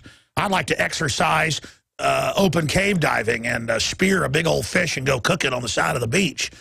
I'd like to execute seeing a great sunset. I'd like to execute seeing your kids and my kids grow into a great future. Not sit there just, I've got the power, I can make it do something. I mean, I'm so sick of it. All these nobodies who use the government as their power, and then Obama's up there talking about how great it is. Makes me want to throw up. William in Virginia, what's your take on all this? Hello, Mr. Jones. I remember I called... You're on a speakerphone, and I need you to get off of it or I'm going to have to let you go. I'm not on speakerphone, sir. I got to move on. So I got to be able to hear people. I mean, it's like, it's totally echoey and I can't hear you. Blake in Virginia, you're on the air. Go ahead. Alex. Yes, sir. This is your PI videographer from Bilderberg last year. Yes, I remember you gave us great video, brother. What do you think of all this? I will be there with my 5 video cameras playing lifeguard to make sure that nothing bad happens. If you want to come, I will come to Austin and help Richard drive you up here. I'm going to be stopping in Austin here the next month or so to see you anyway. Well, no, I'll fly up there. I mean, I'm going to go to Bilderberg, too. And again, we win either way. I hope I get in and cover it. But if England blocks me, then it's a new story and we win as well. I mean, it's like engaging is winning. Sitting back and doing nothing is losing. Go ahead. Absolutely. But I'm at the point now I'm just about Popeye. I've had all I can stand and I can't stand no more. I see where Adam is going with this thing. I understand his take on it. But we need to have as many video cameras there as absolutely possible to cover every angle just to make sure that nothing bad happens. No, I agree. We should have 10 video cameras for every gun. And believe me, that will intimidate the system a lot more than the guns. I travel both ways, sir. My video camera is my primary. No, I know. I've seen you. Anything else you want to add? Remember I said, the mantra of the infantry, shoot, move, and communicate. We need to communicate so we don't have to move, so we never, ever have to shoot. Absolutely. God bless. All right, I'm going to wrap up the live transmission here in about 6 minutes, and then I'll be back tonight live, 7 o'clock Central. We're going to do a live InfoWars Nightly News. We do that a lot of the time now. So that's always fun to do. So be sure and join us 7 o'clock tonight. If you haven't shared your PrisonPlanet.tv membership, your username, passcode, make sure it's unique to the site. You can also change it. You shouldn't have a passcode to the site that's the passcode to something else. That's just a little tip. But I'm not trying to lecture people. But then share your username, passcode with people today. Get them to tune in today. This is how we're going to wake folks up. I'm not risking my life and going 110% here to play games. We can beat these people with the truth. And, again, Adam Kokesh has every right to be doing what he's doing. It's committed. He's not going to back off now, so we need to make the best of it. I have chosen not to do what he's doing. You've heard over the years, it's the perennial or the perpetual call every week. We need an armed march on Washington, an armed march on Washington, an armed march on Washington, an armed march on Washington. And that did bring down Ceausescu in Romania. And the military decided not to shoot on him. It's kind of like the V for Vendetta recreates that. Everybody marches past the troops. The difference is the globalists are smart. They're not going to just let the troops mow people down. They would have one of their agents do it, shoot people like the Munich beer hall purge, where Hitler tried to march on the government. Not like he was a good guy, but that's an old tactic. And they just shot the group up from within, claimed it was the group doing it, and locked Hitler's butt up. But then British intelligence and others financed the Germans to let him out, making the leader. You didn't know that. You haven't read all the secret wartime reports that have been declassified. Oh, yeah, they set Hitler up, set him in power, just like they set the Soviets up. Carol Quigley writes about that in Tragedy and Hope. Let's get another call. Sebastian in Tennessee. What's your take on this, Sebastian? Hey, Alex, I was calling because yesterday, I live in Memphis, Tennessee, and there was a big music festival here. And I want to let you know the presence of the TSA. They also had explosive canine. Oh, I know. There. I said there'll be public bombings, and they're going to roll TSA out everywhere. And let me grab it.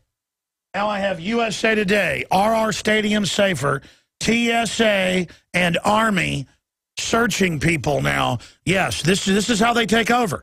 So now there's an attack on a grocery store. They're going to have to search you there. But the borders are wide open. This is and the government runs Al-Qaeda. It's total crap. They're the terrorists, folks. You know, as I was going through there, they had SWAT people, and I went on to take pictures just to document it. But SWAT people walking there with their dogs, you know, looking for something, and it's just insane. I mean, it made no sense, you know. Well, you got to remember, 3 people died, so America has to get rid of all its freedom. That's what you do. Everybody's guilty except the government. The government was all over that bombing. And even if they weren't, I lose my rights now, and they're training us to be prisoners because of one event. Send us the photos, showtips@infowars.com. And by the way, if you work in video editing or as a journalist or in camera or as internet sales, because I'm sick of just running ads locally, jobs@infowars.com. That's the right email, right? Jobs@infowars.com. I meant to add that for everybody because I want to just staff up now. I want to go all in and just turbocharge, as much as we can, because there's so many projects I want to get done. I got probably like 100 projects partially finished I never did. Probably more than 100. I can't even remember. I was thinking about this morning, I could list like 40 of them. I was sitting there writing them down. It doesn't matter. I'll just work more to get out more. 7 o'clock tonight, prisonplanet.tv. Will you please work for liberty? This is not an exercise here. This is the real deal. Will you please spread the word about prisonplanet.tv? Will you please join us? Because if you'd like to know more, and if you'd like to know how to resist the globalist, then be sure and join us tonight at 7 o'clock when we go live from Planet Clandethu as we strike back against the New World Order and the bugs. That's Starship Trooper music. That's why I'm saying that. I actually said that to Denise Richards once. I said, I take you now live to Clandethu.